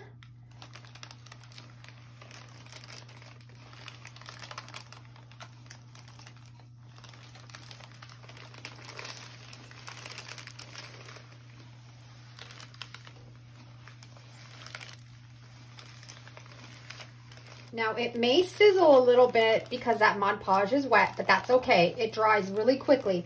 So you want to keep ironing back and forth until all of that Mod Podge is completely dry. Now you want to let it completely dry before you pull this off. And you can just lift it a little bit and see if it's transferring well. And if it isn't, fold it back down, put the parchment paper back on top, and then just give it another iron. It might take a little bit to get all that ink transferred, but you just can keep checking, and then when you feel that it's all transferred and you completely let it cool, then you can pull off that top carrier paper.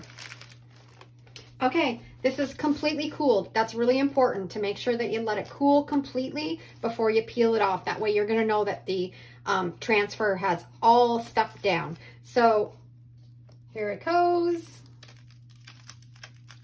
Oh, this is so cool. And there you have it. Now you can see there was a little bit of ink that didn't transfer down here, but that's okay because I think it looks really rustic. And I love that look. Okay, now we're ready to do this one. Same process. We're going to put a little bit of Mod Podge on the top so it's wet. And then we're going to lay the graphic on top of it. Make sure that it's centered exactly where you want it. And then we're going to iron it.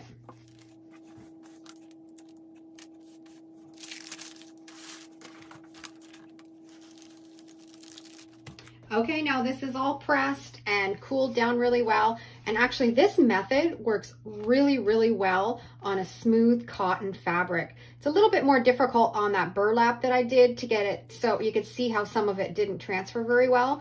But on this type of fabric, it works fantastic. So I'm just gonna slowly peel it away.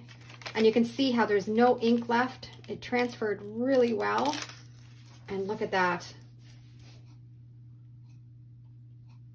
I picked up this frame at a thrift store, paid a couple dollars for it, and I then spray painted it black, put it in my little to-do corner, and I think what I want to do is I wanted to stress it a little bit and not make it such a flat black color. So I'm going to go ahead and just sand along the whole outside of the frame. Okay, and this is ready to put into the frame. I am going to put some of my homemade Mod Podge on the back of it to glue it in. And then I'm also going to use my hot glue gun a little bit just in the corners to hold it in place while it dries.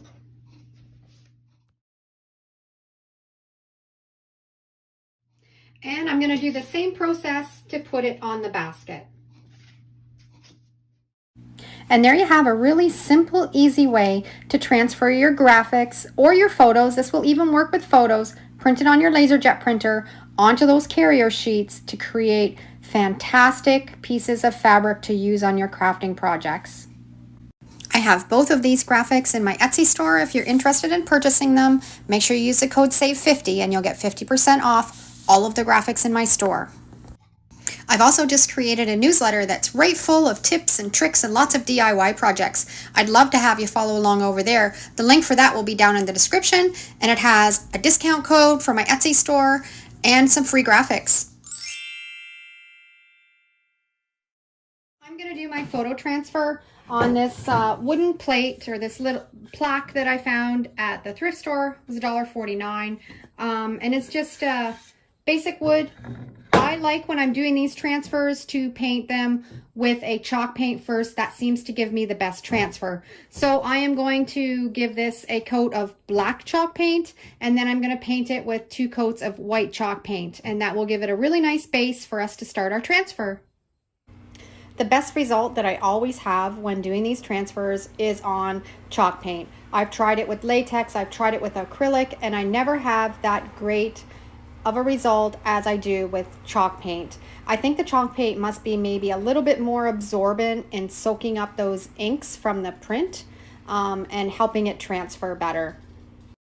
I found when using a latex paint, it did not work at all. I found that it rubbed off really easy. I'll put a link down in the description for my favorite homemade chalk paint recipe. Now we're ready to do the photo transfer. This is just a photo that I took on one of our camping adventures, and I just love the vibrant colors in it. I printed it off on my basic inkjet printer. It's not a fancy one. It was only like $40 or $50, and I've just printed it out. Now what I'd like to do is, after I printed out my photo, I like to let it sit for about 10 or 15 minutes and let all the ink kind of dry and set into the paper. This is just regular computer paper, not photo paper. That's what you want to use for this Mod Podge reverse transfer method using an inkjet. So the next thing I'm going to do is I'm going to get my Mod Podge mat, and we're going to put it onto this wooden plaque. I'm going to use my Mod Podge mat. I find that has the best results. I find with the glossy, it doesn't rub off as well, so I always stick to this one when I'm doing this type of transfer method. When I'm applying the Mod Podge, I like to apply it right to the photo, not the actual wood. And that also has given me the best results. I do a lot of these, so I've learned all of this through trial and error. So I hope all these little tips and tricks will help you out when you want to do some of your own transfers. Now, I prefer to use an inkjet, or a laser jet when I'm doing transfers. It just gives more of a vibrant transfer. I find when you're using the inkjet, it is more of a dull finish after you've rubbed off all the paper. But a lot of people don't have a laser jet printer, so this is a really good option. And I actually have a comparison video that I'll put a link down below in the description and up above right here, where you can see where I did a laser jet and an inkjet transfer side by side, and you can see the difference in how it transfers. I'm not cutting this down to size because I'll just sand off the edges when it's all finished. And now I've got it completely covered. I've got a pretty good coat on it. You don't want it too thick. You just want a nice thin layer over the whole picture. And I'm just going to flip it over and center it on my wooden plaque.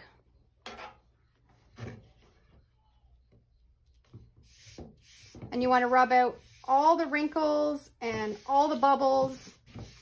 Make sure it's nice and flat. And then once you have that done, you're going to set it aside and not even think about it. You want to let it sit overnight. You need to have that really, really dry and before you start to rub the paper off. So I've got this all set. I'm going to set it aside and we'll be back tomorrow. One thing to remember when doing this type of a transfer is to reverse your photo. If you don't, your photo will be backwards when you put it onto your project. And also, it's really important to do if you're using graphics, because if you don't reverse your text when you put your graphics down, when you rub off your paper, your letters and your words are going to be backwards. I have a video on how to do the reverse graphics in a Word program. I'll put a link again down below or up above here, and you can check that out if you're not familiar with how to do that. Okay, it's the next day. This is completely dried, and now we're ready to wet it and rub off the paper. I just have a little dish of water and a rag, and you don't want to soak it. You just want it wet enough so when you put it on, you can just start to see the photo come through. If you put too much water on, you're going to lift up that photo. So just enough, just to see it through the paper. And then you're just gonna gently rub away the paper until you expose the photo. This takes a little bit of practice and a little bit of knack on how to do it, but if you practice, it's a really cool technique and it works really well. I do find sometimes when I'm doing this type of a method of transfer with an inkjet, you sometimes can rub off the ink. It might lift it a little bit. Every printer is a little bit different. This one seems to work really well. So it's just kind of something that you just have to fool around with and try and see how it works for you. But right now it's working perfect.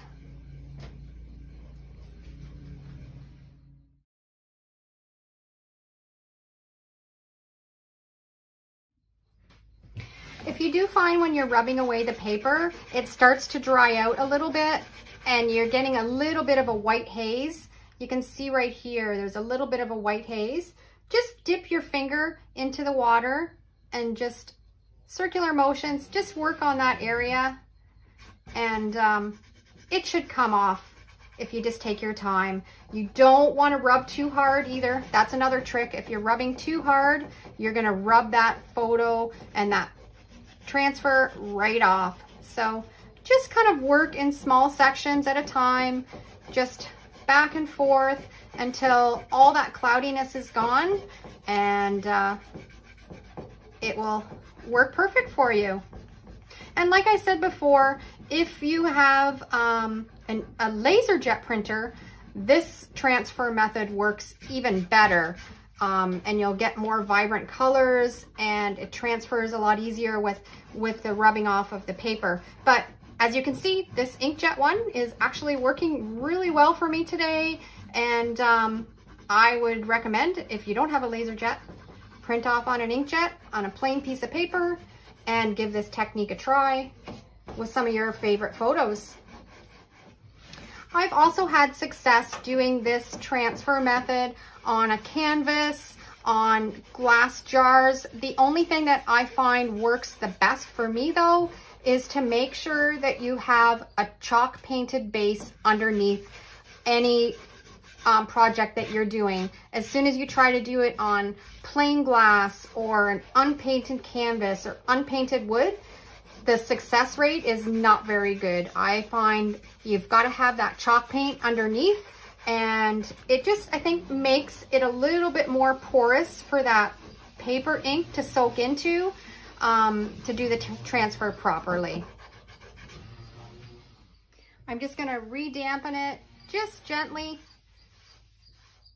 just to get that last little bit of the cloudiness away.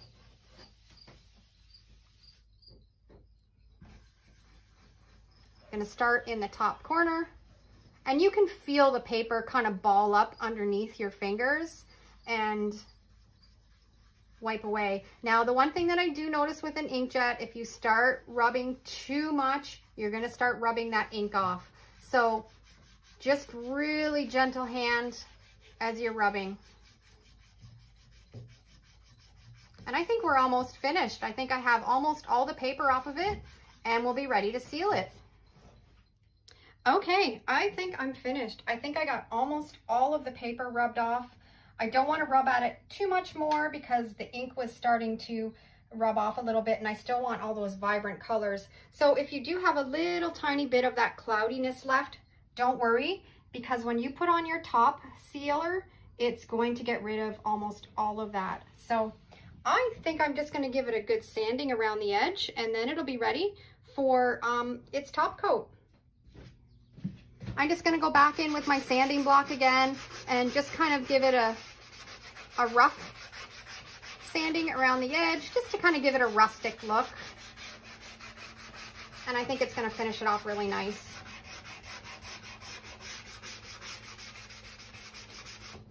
Yeah, I like the look of that.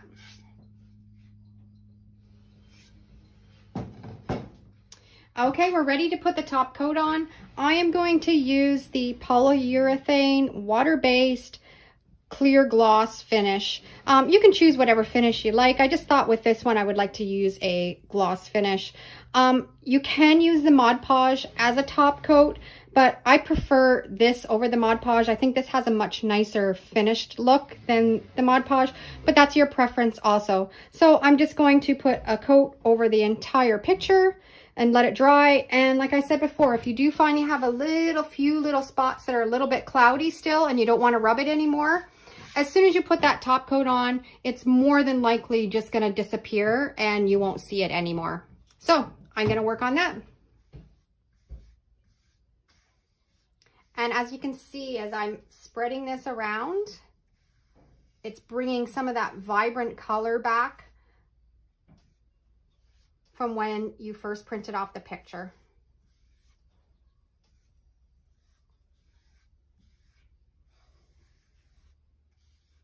And I've just finished that first coat of the polyurethane and it looks fantastic. I'm gonna let that first coat dry and then I think I'll put a second coat on and then it's gonna be all finished.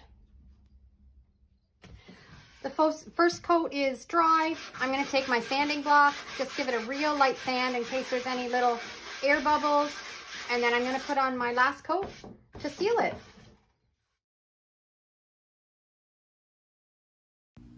And there you have your photo transfer using an inkjet printer and Mod Podge. And it works fantastic. So go through your photos, pick out some of your favorite ones, and give this technique a try. Today we're doing wax paper graphic transfer.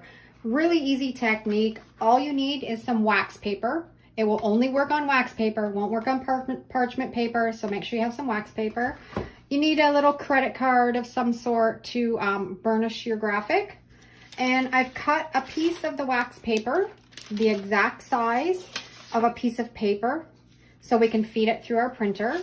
And this is the graphic that I'm going to use. Now, when you're doing your graphics for this technique, you have to make sure that you reverse them. So this is what it's going to look like when you have it printed out on your wax paper for the technique. And for this process, I am going to use this piece of wood. And I think I might have picked it up at Michael's maybe, just a piece of thin wood, and I've painted it with some white chalk paint to do the transfer on top of. If you're interested after you've watched this tutorial in using this graphic, it will be available in my Etsy store. You can grab it, and it already has a file that's already reversed, so you don't have to worry about fooling around and trying to figure out how to reverse your own graphics. You can use it right away on your own computer. When you're printing off on this wax paper, you want to make sure when you feed it through your printer that you're printing on the glossy side, the side that has the wax on it. This only has wax on one side. You'll see the other side is more of a paper, and this is the waxy finish. That's what you want to print on your inkjet printer when you feed it through. So you'll just have to see which way your printer feeds and make sure that that's the way that it prints out.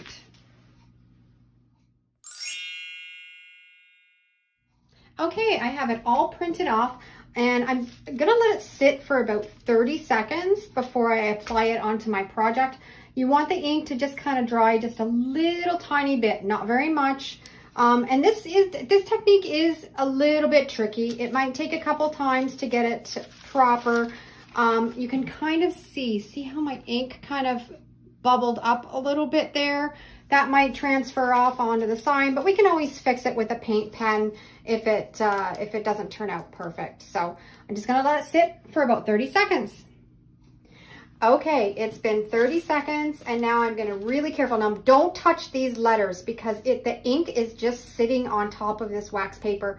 If you touch it with your finger, you're gonna wipe that ink right off. So you have to be really, really careful where you're placing it, and once you place it down, you can't move it. So you have to make sure that you have it exactly where you want it when you place it on your project.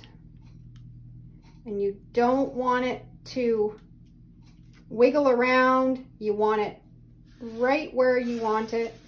And I'm just gonna press it down with my hands. And then after you've done that, that's where you're gonna come in with your credit card, or a burnishing tool or something that's got like a flat surface that you can press that right into your project and get that ink off of that wax paper. So I'm just going to take a few seconds and get this pressed down properly.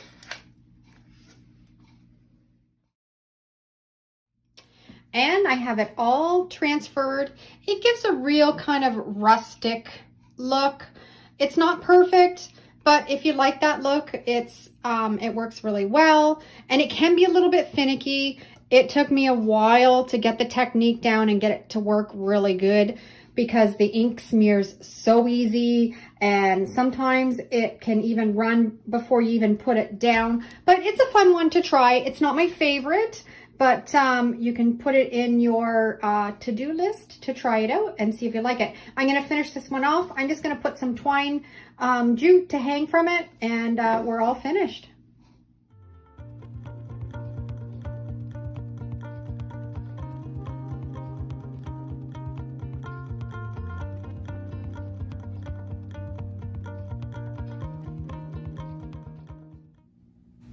It's all finished and I'm happy with the way that it's turned out. I've seen lots of people do this on lots of different surfaces. You can do it on fabric, on canvas, on paper, on wood, and you just kind of have to experiment with it and see how it works for you.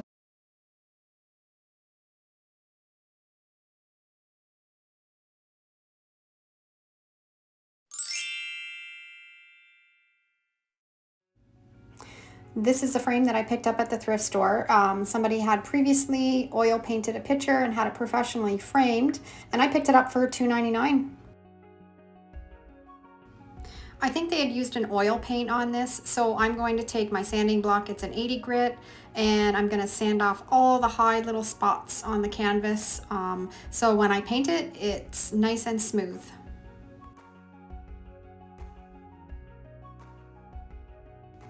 Now I'm going to take a wet cloth and wipe off all the dust and dirt and debris on the canvas and the frame. Now I'm going to tape off the wooden frame because I don't want to get any paint on it, so I'm just using my painter's tape to protect the wood, and then I can paint the canvas.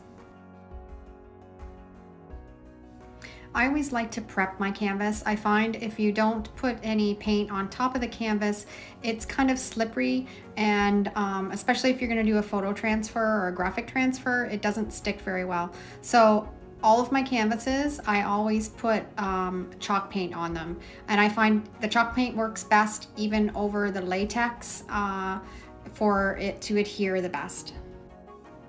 I'll put a link below in the description for my chalk paint recipe. I'm putting 2 coats of the black base coat on just so I can cover up that painting that was underneath it. If you were just using a raw canvas, you probably could skip this step and just put on the 1 top coat of chalk paint. And after I have this last coat on, I'm going to let it dry thoroughly. And now we're ready to put on the white on top. So this is my white chalk paint, and it's going to take 2 coats of the white chalk paint, and I'm going to let it dry really well in between coats of that too.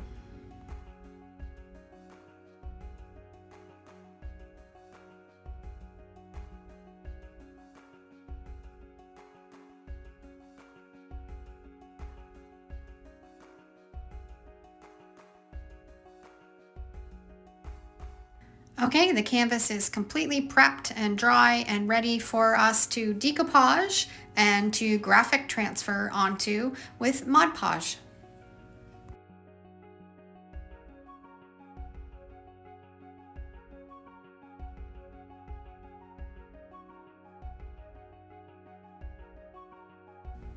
And these are the napkins that I'm going to use. I bought them at the dollar store, and they're a beautiful floral pattern, and I'm going to decoupage them onto the canvas. So I'll show you the steps of how to do that. The first thing you want to do is to make sure that you remove all of the plies of the napkin. You only want to have the top ply to decoupage onto the canvas. Wet your fingers a little bit when you're trying to pull the different plies apart, and it makes your job a little bit easier. And don't throw away those other white plies. They're great for little messes and wipe ups.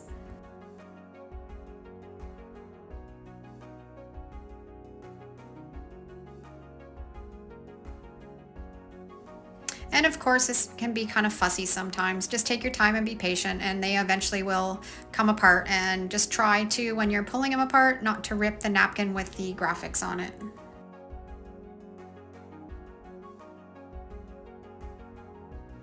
Now what I like to do when I'm going to decoupage is I don't like to use the scissors when I'm cutting out the little designs on the napkins. I like to rip it. That way you can blend it in better when you're putting it on the canvas. So I just gently kind of rip around the actual part of the napkin that I want to put onto the canvas. And I always make sure that you rip away the outside edge too, because if not, it will show a straight line on your picture.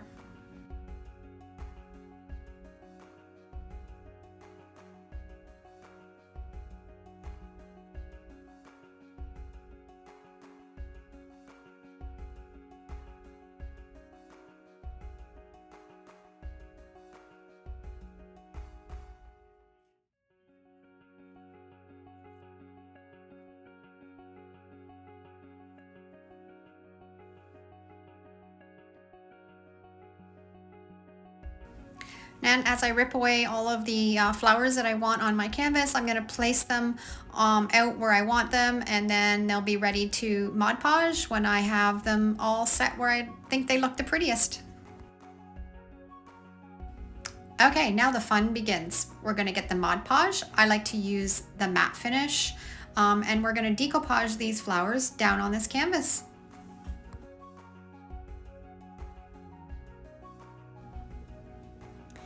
Okay, you want to use a really thin layer of the Mod Podge, just enough to stick that napkin down. If you put too much on the canvas, it'll wrinkle up and it'll bubble. So just a really light coat. I don't like to put any Mod Podge on the actual napkin. I just put it on the canvas, and then I will set it down in that one area. Just do one area at a time. I'm going to set it down in that area and just gently kind of tap it down. And then I'm going to take my paintbrush. I'm not going to put any more Mod Podge on it. I'm just going to leave it dry and just kind of push it down into that canvas and make sure I get out all the air bubbles and all the little wrinkles. You don't want to play with it too much, because if you do, you'll have the chance of maybe ripping it or pulling it away from where it wants to stay. So just gently kind of tap it down and just let it set, and then go on to the next spot. Again, just a really light coat, and then you're just going to place the napkin down where you want it, and then just very gently take your paintbrush as it's dry and just brush out any wrinkles or air bubbles.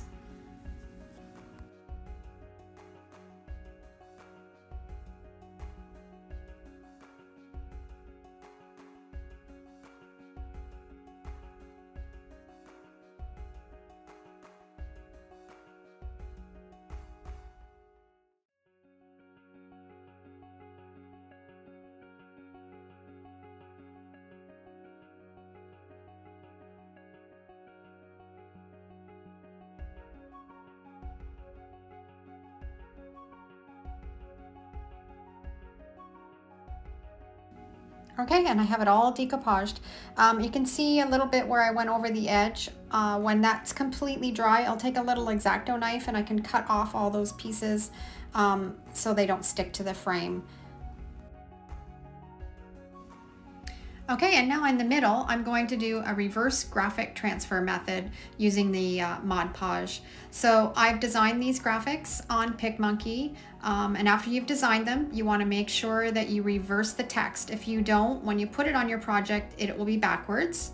I print them off on my LaserJet printer on regular computer paper. Once again, you're going to use the Mod Podge matte finish, and you're going to put a light coat all over the graphic.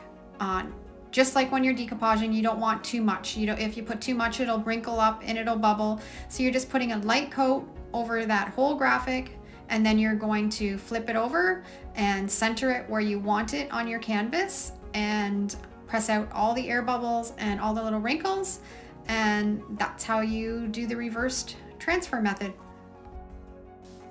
I have lots of other tutorials in my DIY playlist. I'll put the link below where I go even into more depth of how I make these graphics that might help you out and inspire you for some different projects. I use PicMonkey to make my graphics. It's a paid subscription, but you don't have to. You can use a Word program, you can use Canva, you can use Google Docs. Any of those programs will help you create your own graphics.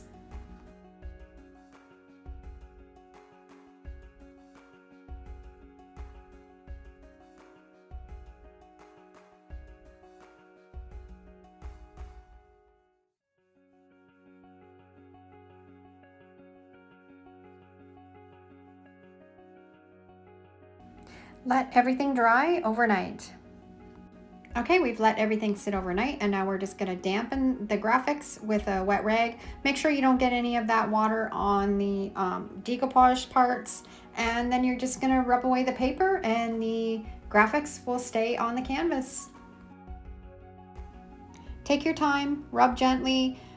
You might need to add a little bit water if it dries out a little bit, but just don't soak it. If you soak it, it will actually lift the graphics right off of the canvas. So you just want it just damp and rub away.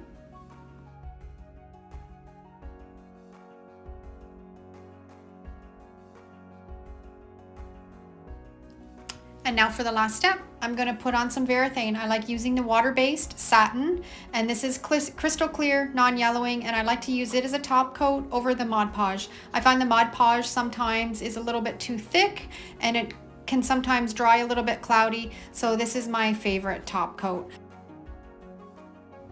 And there you have your upcycled canvas with decoupage, napkins, and a medium transfer graphic.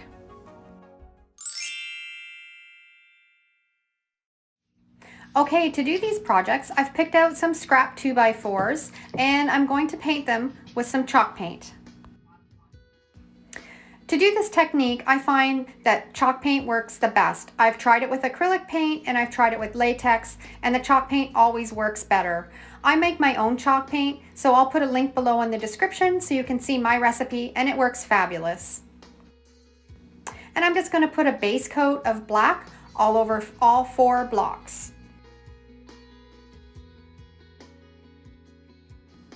Okay, the base coat of the black has dried, and now I'm going to put a coat of my white chalk paint on one side that I'm going to do the transfer on.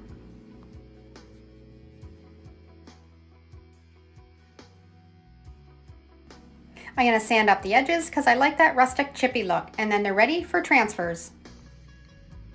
And these are the 4 methods that I'm going to show you today. Just a regular transfer, a napkin transfer, an iron-on transfer, and a reverse transfer.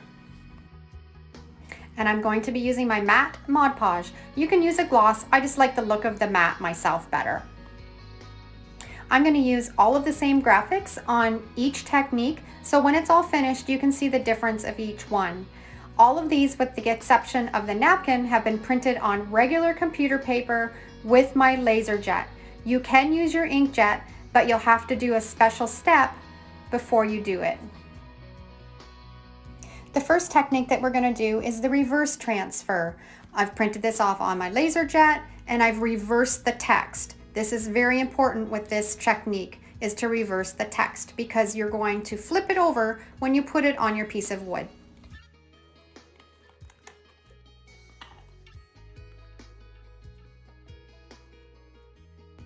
If you're going to use your inkjet printer, I'll put a link below for a video that I made of the process that you have to do to your graphics or your photos before you do this technique.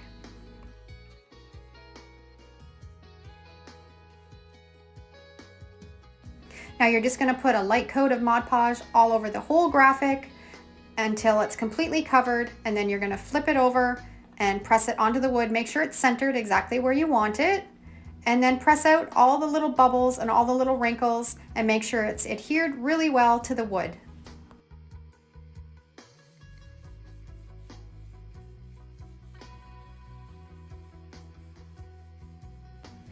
You can also do all of these techniques with pictures that you've printed off on your computer. Just remember, if you're using a picture, that you have to reverse the image of it too before you do this technique. Now this needs to dry, and I usually let it sit overnight. And now we're just going to do a regular transfer. You want to make sure that your piece of paper is cut the same size as your block of wood. You don't want it any smaller, because then your paper will show along the edges.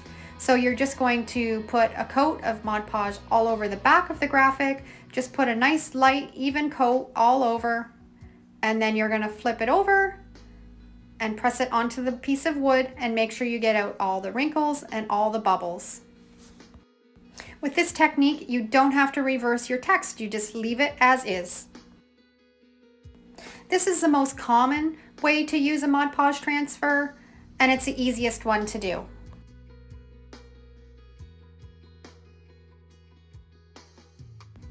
Make sure you press all those bubbles and all those little wrinkles out if you have any, and make sure it's pressed down nice and firm.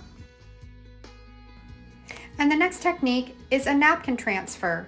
So what you want to do is you're going to take your Mod Podge and put it on the block of wood and put a light coat. You don't want it too thick with this transfer. You just want a nice light coat over the entire surface, and then you're going to pick up your napkin and just very gently lie it down and make sure it's centered, and then just gently press it down with your finger. I like to take my paintbrush and just kind of gently just tap it in and get any wrinkles or bubbles out that you might have. I just did a tutorial on how to make your own napkins, and I'll put that link below in the description because it's a really cool technique. So you can make whatever kind of napkin you want with any graphic or any photo. I find it really hard sometimes to find the nice napkins that I like to use, so that's why I make my own. And here's a little trick. If you have little bubbles or little wrinkles that show up when you're doing this, get a little piece of cling wrap and just dab it where it is, and it'll push that right out.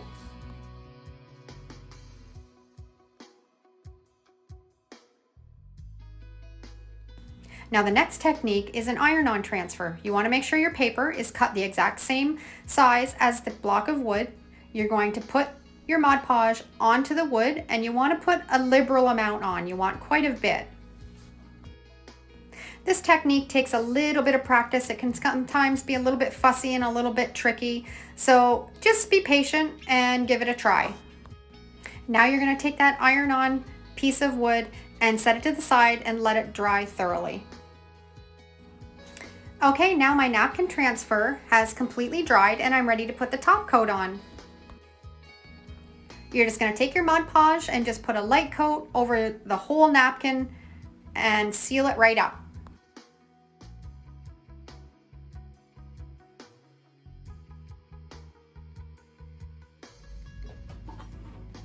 And now the regular transfer has completely dried, and now I'm going to put a top coat of the Mod Podge all over that entire surface. Just a light coat, and make sure you cover everything completely.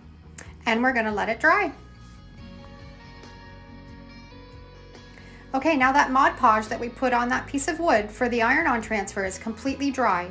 We're going to take our image, put it on the block of wood, make sure it's centered exactly where you want it.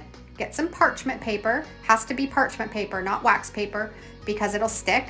You're going to take your iron, have it on the highest setting, 6, with no steam, and you're just going to iron it on top of that and let all the Mod Podge melt and adhere right to the wood.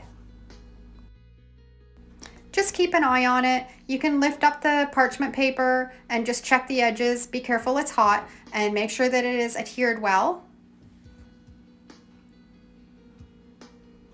And it looks pretty good. I'm just going to give it one last little iron.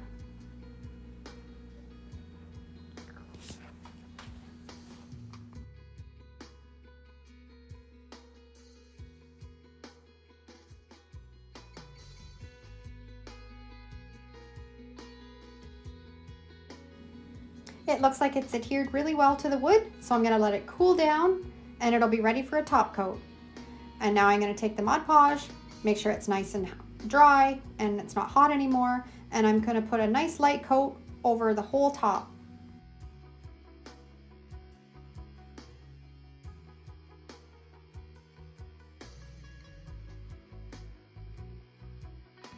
And now we're just gonna let it dry. Now the reverse transfer method has sat overnight. It's completely dry. You're gonna take a damp rag and you're gonna rub the water all over the graphic until you start to see the words show through. And then you're just gonna take your fingers and rub all of the paper off. Takes a little bit of patience and a little bit of a knack, but it looks fabulous. The trick to this technique is not to have the paper too wet. You just want it damp so you can just see the lettering through.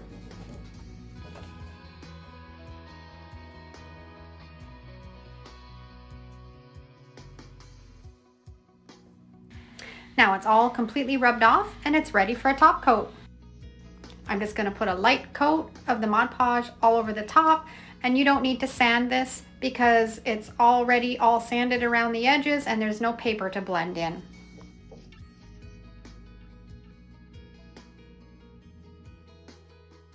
Okay, now the regular transfer is completely dry. The top coat of Mod Podge is dry, and then I like to take the sander and sand all around the edges so it looks like it blends right into the wood.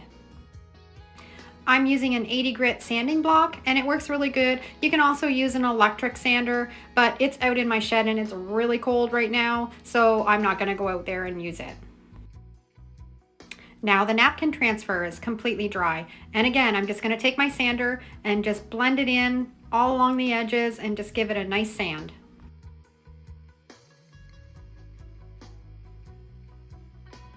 And now the iron-on transfer top coat is completely dry. I'm gonna take my sander and blend it in all around the block. And there you have the 4 different techniques to use Mod Podge for image or graphic transfer. Let me know which one you like the best. My favorite is the reverse transfer. It blends in really well and I just find it's nice and crisp and looks like it was made for the wood.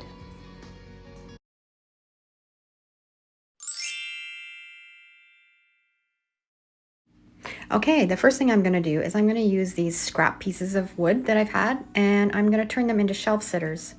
I've printed off my graphics off of my LaserJet printer. This will only work with a LaserJet printer.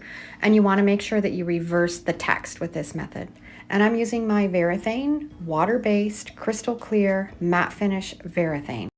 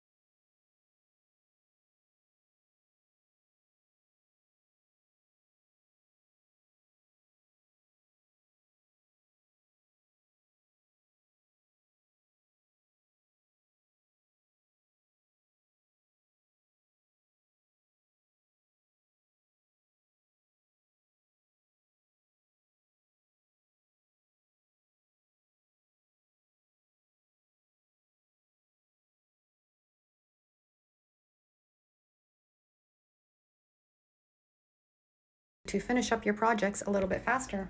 And as you can see how crisp and clean those letters are. If you're going to try this technique, try it on a couple pieces of scrap wood so you get the feel of how it works and how well it adheres before you do your big project. And now I'm going to show you how well it transferred onto the acrylic paint. When you're doing this transfer, of course, you only want to do it on a surface that's painted a light color. If you're using a darker color underneath, of course, the lettering is not going to show through as well. Rubbing off the paper takes a little bit of patience, and if you have to dampen your finger and add a little bit more water, just do it.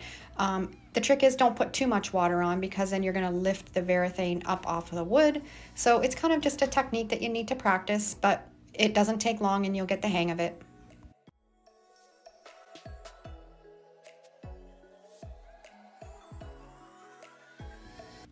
And you can see how nice and crisp the lettering is. I'm going to put a link down below in the description of what I use for varathane, but you can pick it up at Home Depot or any building supply store. You just have to make sure that you buy the water base. It will not work with the oil base varathane. You can also use this technique when you print off photos on your LaserJet printer. Just remember to reverse your image. Okay, now that they're all done, I'm going to seal them up with another coat of the varathane.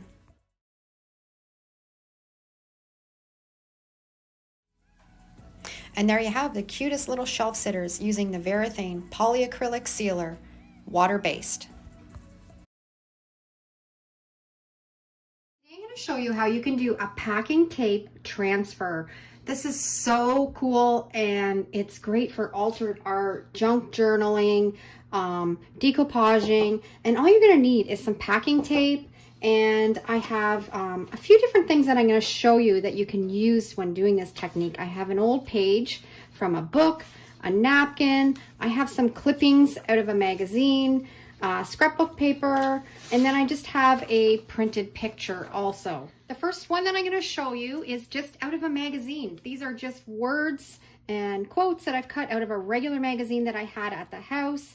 And you're just going to take your packing tape and cut a length.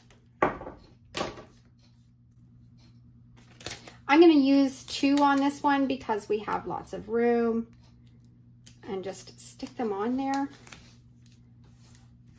And then you want to take a credit card and just press it really well with the credit card. Once you have that tape pressed right into that magazine page, you can trim off the extra tape. And now let's do the next quote. This is just regular packing tape. You can pick up packing tape at the dollar store, at your hardware store, and I haven't found it's made that much of a difference with the quality, just as long as it's packing tape. And you want to really press it right into that magazine page.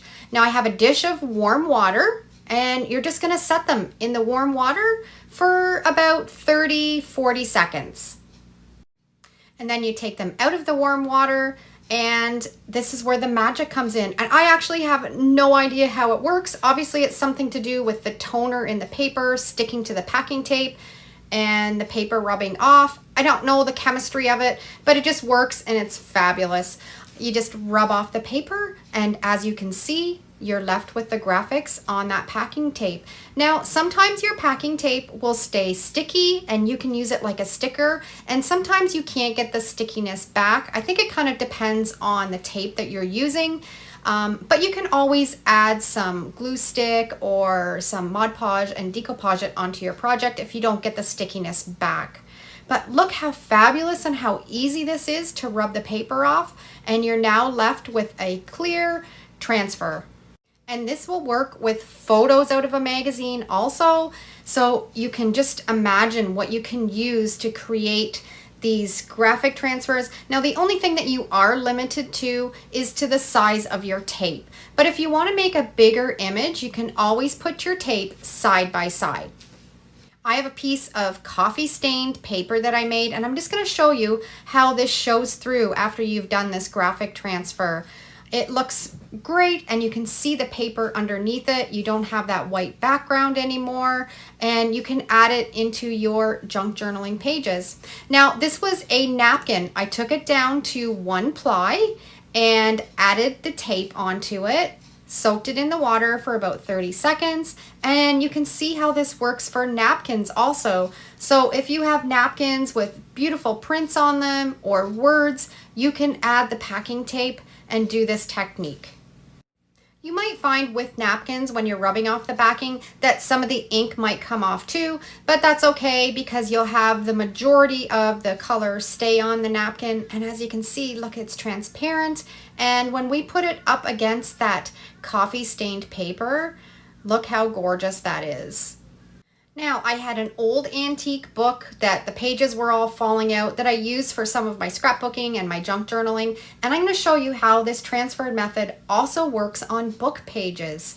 I'm going to press that packing tape right into the area that you want it to transfer onto, press it really hard, put it in the warm water for about 30 seconds, and then rub away. Now this had the text on the back also, so we're rubbing off that. We're only gonna have the text from the front side of the paper transfer on, as you can see, and I love this.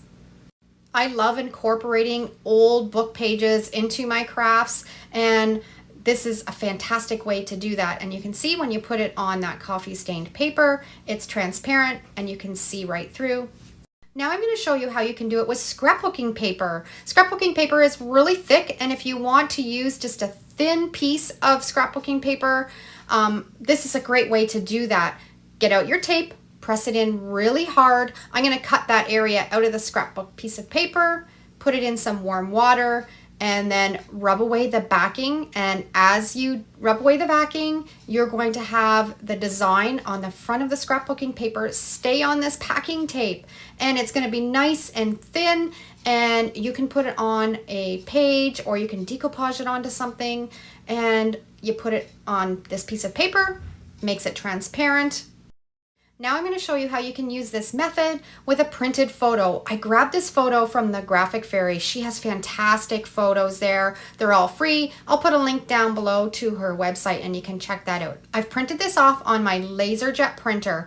Now, you cannot use an inkjet printer when doing this technique. It will only work with a LaserJet printer. It's sat in the warm water for about 30 seconds. We're going to rub off the paper off the back, and we are left with a beautiful photo on that packing tape, and it's going to be translucent, so whatever you put behind it will show through in the lighter parts of the photo. This is going to look beautiful on top of a book page. As you put it down on the book page, you can see the lettering show through some of the photo, and you can imagine what you can do with this in your junk journaling pages. And this is what it looks like on top of the coffee stained paper. So I'm sure you all have some packing tape laying around that you can try this technique out with. Grab a napkin, get a book page, get a magazine that you've got laying around your house, or you can print off a photo if you've got a LaserJet printer, and give this a try